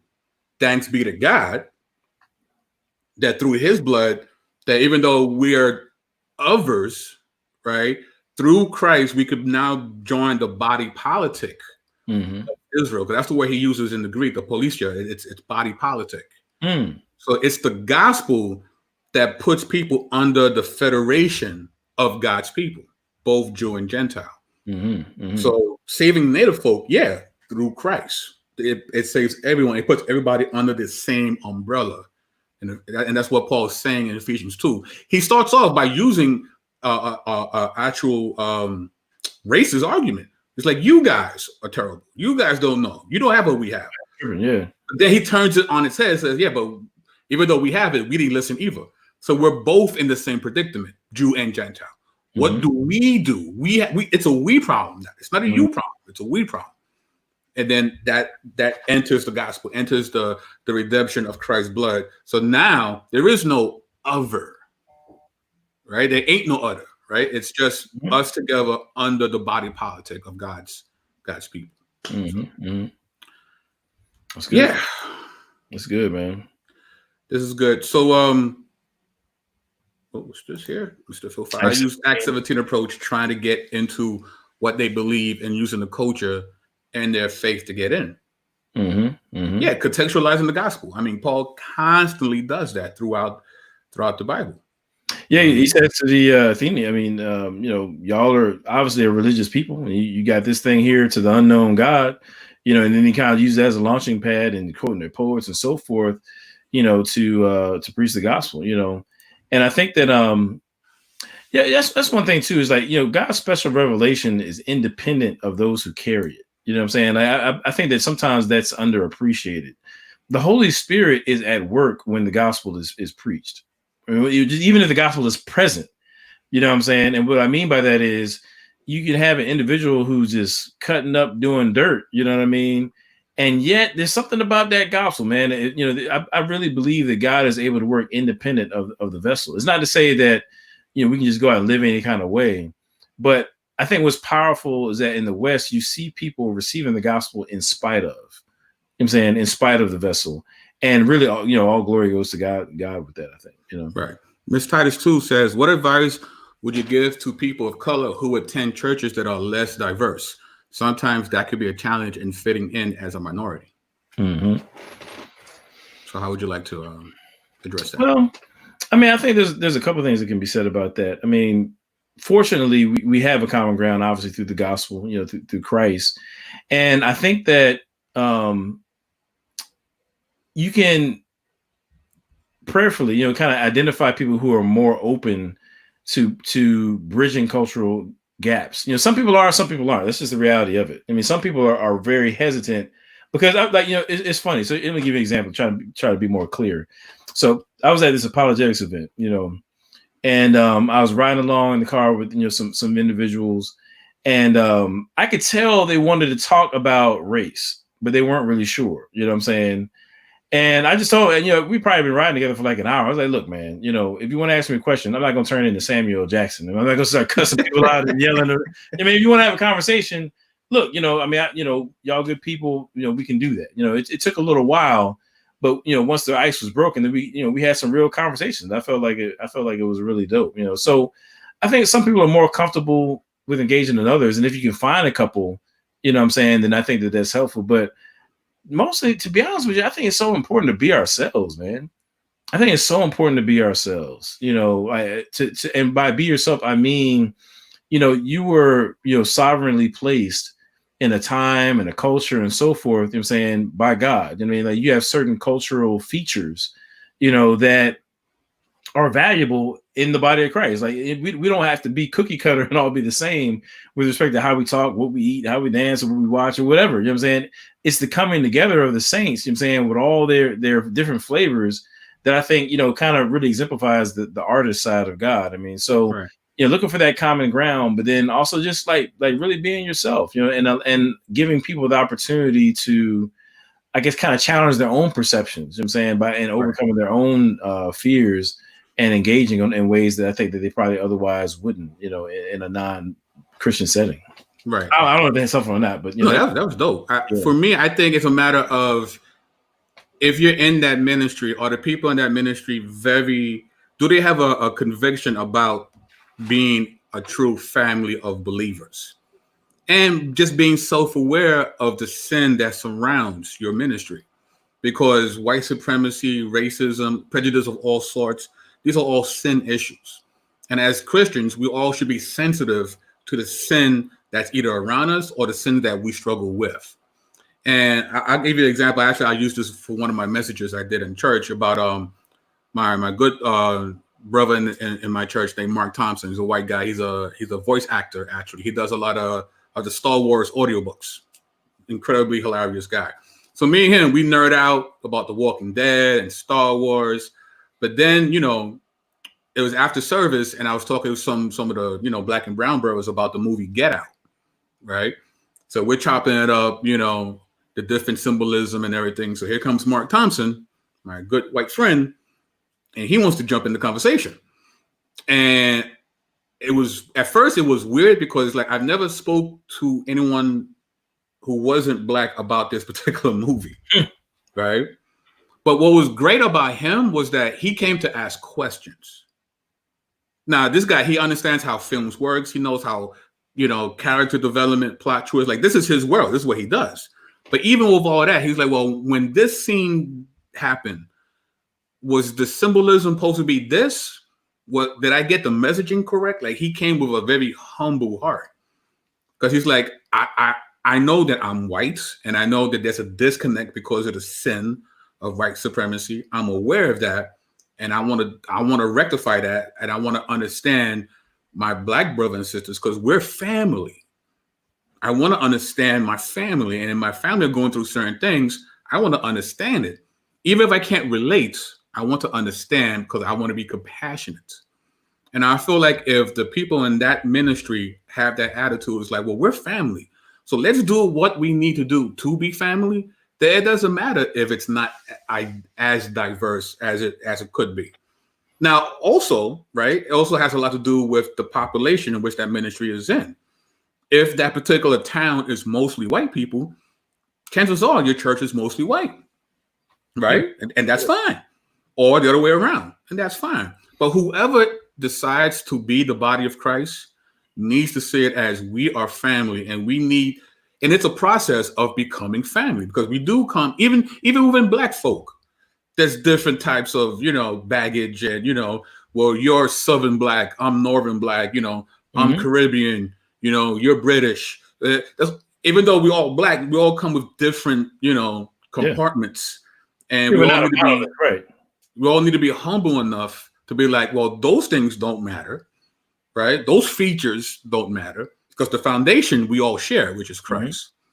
So if everybody makes an honest effort to do that, I believe you'll be fine. Yeah. It's a give and take, man. I mean, sometimes, and now different people have different perspectives on this. I'm not saying this is the way to go.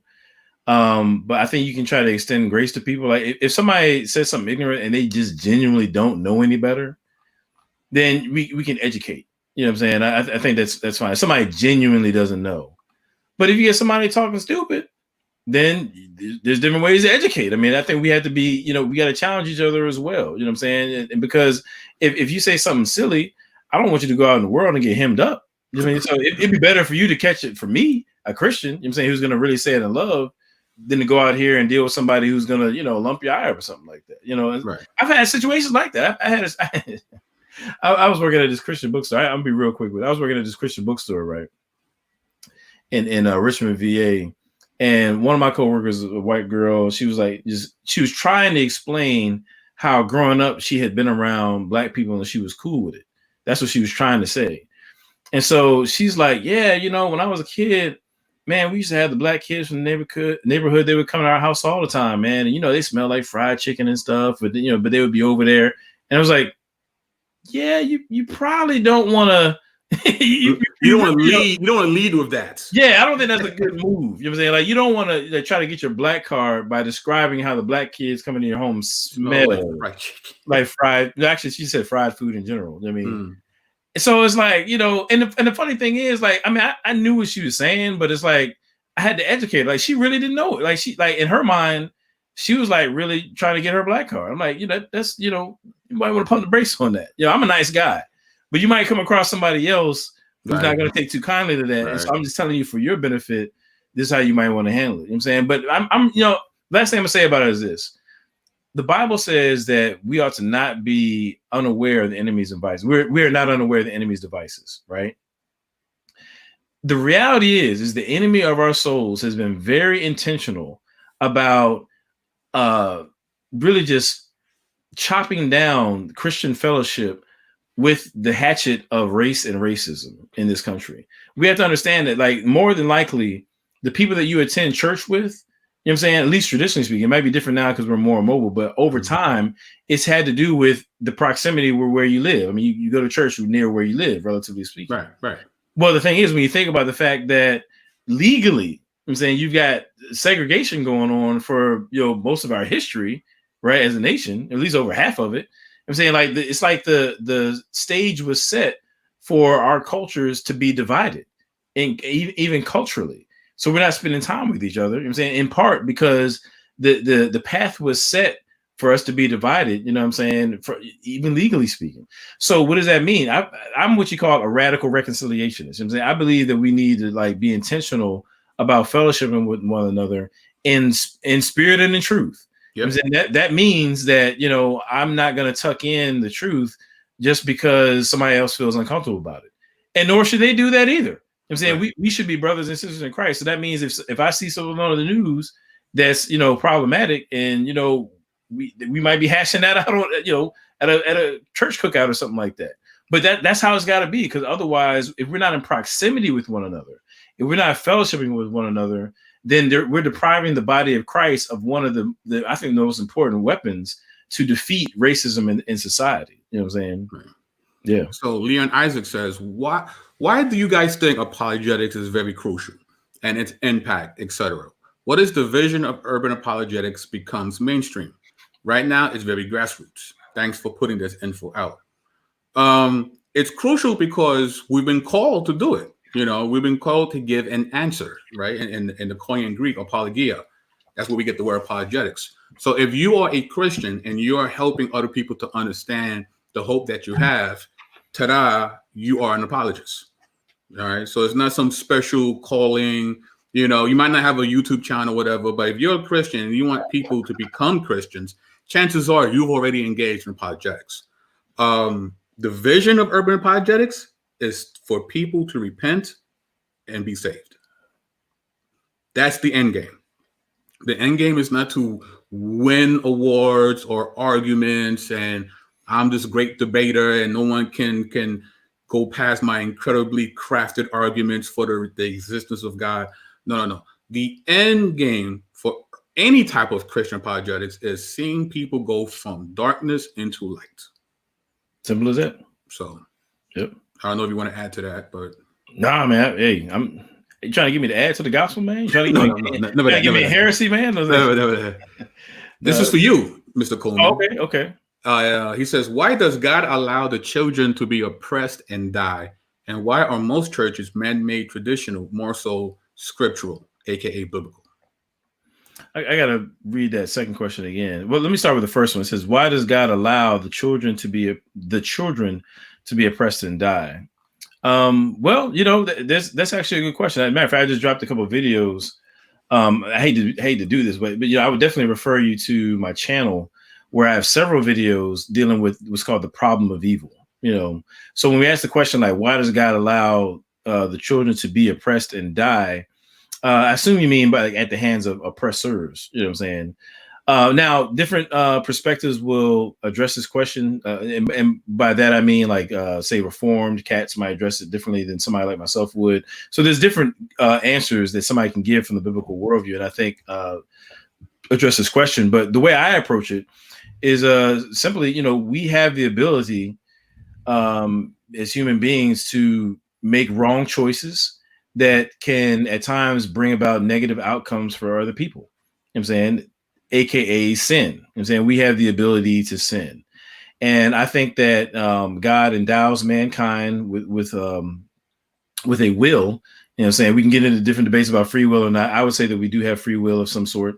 But you know, God endows mankind with a will, you know, in order to, as an aspect of how he builds relationship with us and how we can build relationship with one another. You know what I'm saying? That we do that in part by exercising our will in the right way. When we exercise our will in the wrong way, that's what sin is. You know what I'm saying? Or that's where sin comes from, you know?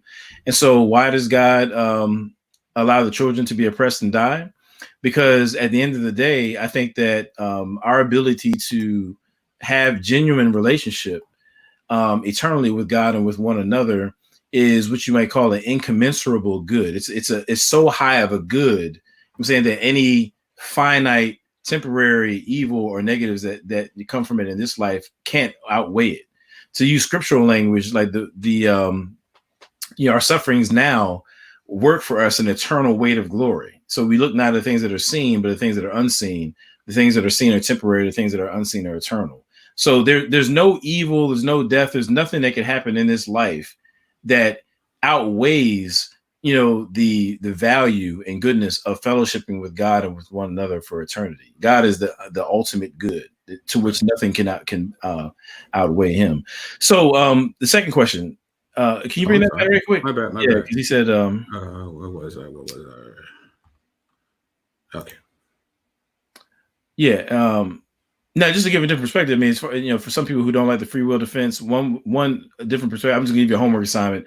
You can consider what's called skeptical theism, which is a lot better than what it sounds. It sounds terrible, but skeptical theism is basically the notion that, you know, there are things that we honestly just don't know. You know what I'm saying? However, God being, you know, morally perfect, you know, gets into stuff like that. And I'm just gonna leave that there. But and you know, it says, why are most churches man-made, traditional, more so, I guess he meant to say more so than scriptural, aka biblical? Yeah, I mean, I don't know if I can say about most. Yeah, I mean, well, let's just say that most churches are man-made, and just say they're mostly traditional. It's because we're imperfect. You know, we're not perfect beings. I'm saying we have a tendency to do what's comfortable. We have a tendency to do what's familiar, and we are all both individually and collectively in the process of sanctification. You know what I'm saying? And so hopefully as individuals, and it's like the scripture talks about, we are to comprehend the love of God, the height, the depth, the width and so forth, amongst one another. It's a collective thing as well as individual. And so, so I think that in any given church, I mean, you just might be experiencing fallen man, being sanctified progressively, and hopefully the church, is getting better. And ones that don't attend them, go somewhere else where that word is being exalted and God is being glorified. Yeah. Cool. So, yeah, I mean, oh wait, where am I? So when I said grassroots, I mean that it's not really mainstream like Ravi and those type of stuff. So yeah. I mean it's a very niche ministry. I don't know if it will ever be considered mainstream because it's such a specific ministry. So I mean it can. I mean I'm not sure. I wouldn't be mad if it did. Yeah, I mean, it's, we're dealing. I mean, we're talking about urban. I mean, by the nature of what we do, we're generally speaking dealing with minorities. So if you're a minority, then you're not going to have the same sort of traction or platform audience as you would if you were dealing with a majority culture. That's just kind of the nature of it. But we're making some inroads, though. I mean, I know myself and some others. I'm saying, I don't know if you've announced on your channel, but I know you're making some moves right now. That's going to get some stuff out there. Mm-hmm. So, to be honest with you, from the time that I started doing apologetics, like as far as a public platform, maybe 4 or 5 years ago till now, I've seen tremendous growth. I mean, just this live right here, I think is an example of it. Yeah. I mean, I didn't know you a couple of years ago. You didn't know me. A lot of people in the chat, I see you on a regular. I didn't know them. So the urban apologetics community, I think, is growing. And what I've seen is that I think there's actually pockets of urban apologetics on the internet. So where there's this group of this one pocket over here that's doing their thing. And every now and again, these pockets kind of meet each other some kind of way. You know what I mean? I've noticed that. You know what I mean? It's like there'd be like these urban apologists I've never heard of. And like, oh, snap, you've been doing this for like a while. Like, okay, cool. And then what happens is it gets a little bigger. You know what I mean? So, yeah. Cool. So, yeah, like Miss Titus too. I didn't know who she was. Yeah, perfect example. Been killing it. I had no clue. Killing the game. Yeah. No clue. Yep. Y'all definitely subscribe to her channel for sure. Facts. So I think with that being said, Mr. Coleman. Oh, wait, one more. That's why I like the Cyber City approach. There is multiple. Yeah. Oh, absolutely. Yeah, that was good. Yeah, that was phenomenal. That was phenomenal. We got to do that again soon. So absolutely. With that being said, where can they reach Adam Coleman, and what's coming up for Mr. Coleman as well? Well, just this week on Amazon.com, I started selling the bat symbols with the letter A on it. You know what I'm saying? So if you ever need to reach me, you can purchase an Adam Coleman symbol. Should I mute you? This guy. Just shine it up in the sky and I'll be there. I'll be on YouTube. Like I was getting excited. I'm like, he's dropping a book and he's this is such a letdown, but but no, man, so definitely check me out at trueidapologetics.com. It's TRUID apologetics.com. That's the website. Also True ID Apologetics YouTube channel. You know what I'm saying? So I've got a YouTube channel as well. So definitely check me out there. I appreciate y'all. And I'm actually mad. Maybe I should announce it here, man. I'm thinking about doing a Twitch channel. You know what I'm saying? A video game joint. That might be the new wave, man, where y'all can just kind of kick it with me on some video games and talk about apologetics. I'm actually thinking about doing that maybe sometime next week. So, well, if you're talking about kicking it, what I've been doing recently, I don't know if you've seen what I've been doing. Like Friday night, I have the Bodega Bible Talk. Yeah. And it's just a bunch of dudes who are into urban apologetics. We all just pull up and we just freestyle about, the Bible, So if you're free, Friday night, come through. We'll be by the bodega, by the corner. And well, I mean, I'm wondering now, like, why I wasn't invited till now. That's what I didn't. But you said I just didn't know. I'm thinking that. See, look at that. I'm wrong. I'm sorry. My apologies. That's all good. You have a formal invitation for this Friday. There we go. All right. So, but yeah, so cool. Yeah, check me out, man. Oh, and also Free Thinking Ministries, man. Definitely got some articles dropping there. So freethinkingministries.com. Shout out to my peoples at Dimensionables. Definitely their forum on Facebook and whatnot, and their podcast also. So I'm trying to make the rounds, man. Trying to do what I can. Right. Yeah, the bodega talks to the where. Yeah, it's fun, man. Just chilling, man. Can I get a slice of pizza? Can I eat a slice while we're? You can bring a slice of pizza. I'm surprised you don't have a sandwich now. Okay, every time I see you got a sandwich or something going on. I ate right before we started, so good actually giving all your citations to cannibalism. It might have been a bad idea. It almost came right back out. I was like, man, it might have been a bad idea. Bad move, man. It's a bad move. So I might go live again this week. I'm not sure, but Friday night, I think people have been really liking the bodega Bible talks. So this Friday, we'll be pulling up at the corner again virtually. That's dope. And, and I'm also working on trying to get one of my favorite scholars to get on my channel. I'm not gonna say who, but this dude got jokes. The Joe Ortiz. Fat Joe. I get that a lot. Yawa. That's for you. Yawa. All right. Yeah. The Joe Ortiz. Oh man, does that mean I'm like Joe Buttons or something like that? Oh man, I don't know. Jacob Brown, what would I be playing on Twitch? This is interesting. I'm not gonna draw this out too much. So I'm leaning towards NBA 2K20. I'm not like super anti like Call of Duty and stuff, but I can see why people would be. So I probably won't be doing that on my channel because I'm gonna keep it like family friendly and all that kind of stuff. And I think that people have some reasons why they could be upset about something like that. So I'll probably keep it pretty PG. I'll do some NBA 2K, like when Madden comes back. I'll probably do something like that, but we'll see how it goes. I am a Tekken fan though. I am a big Tekken fan, so I might have to get on Tekken, get back on Tekken as well. Cool. But all right, so I think with that being said, guys, this has been fun as always, Mr. Coleman. You know, hey man, what we do, bro. Yeah, you as well, bro.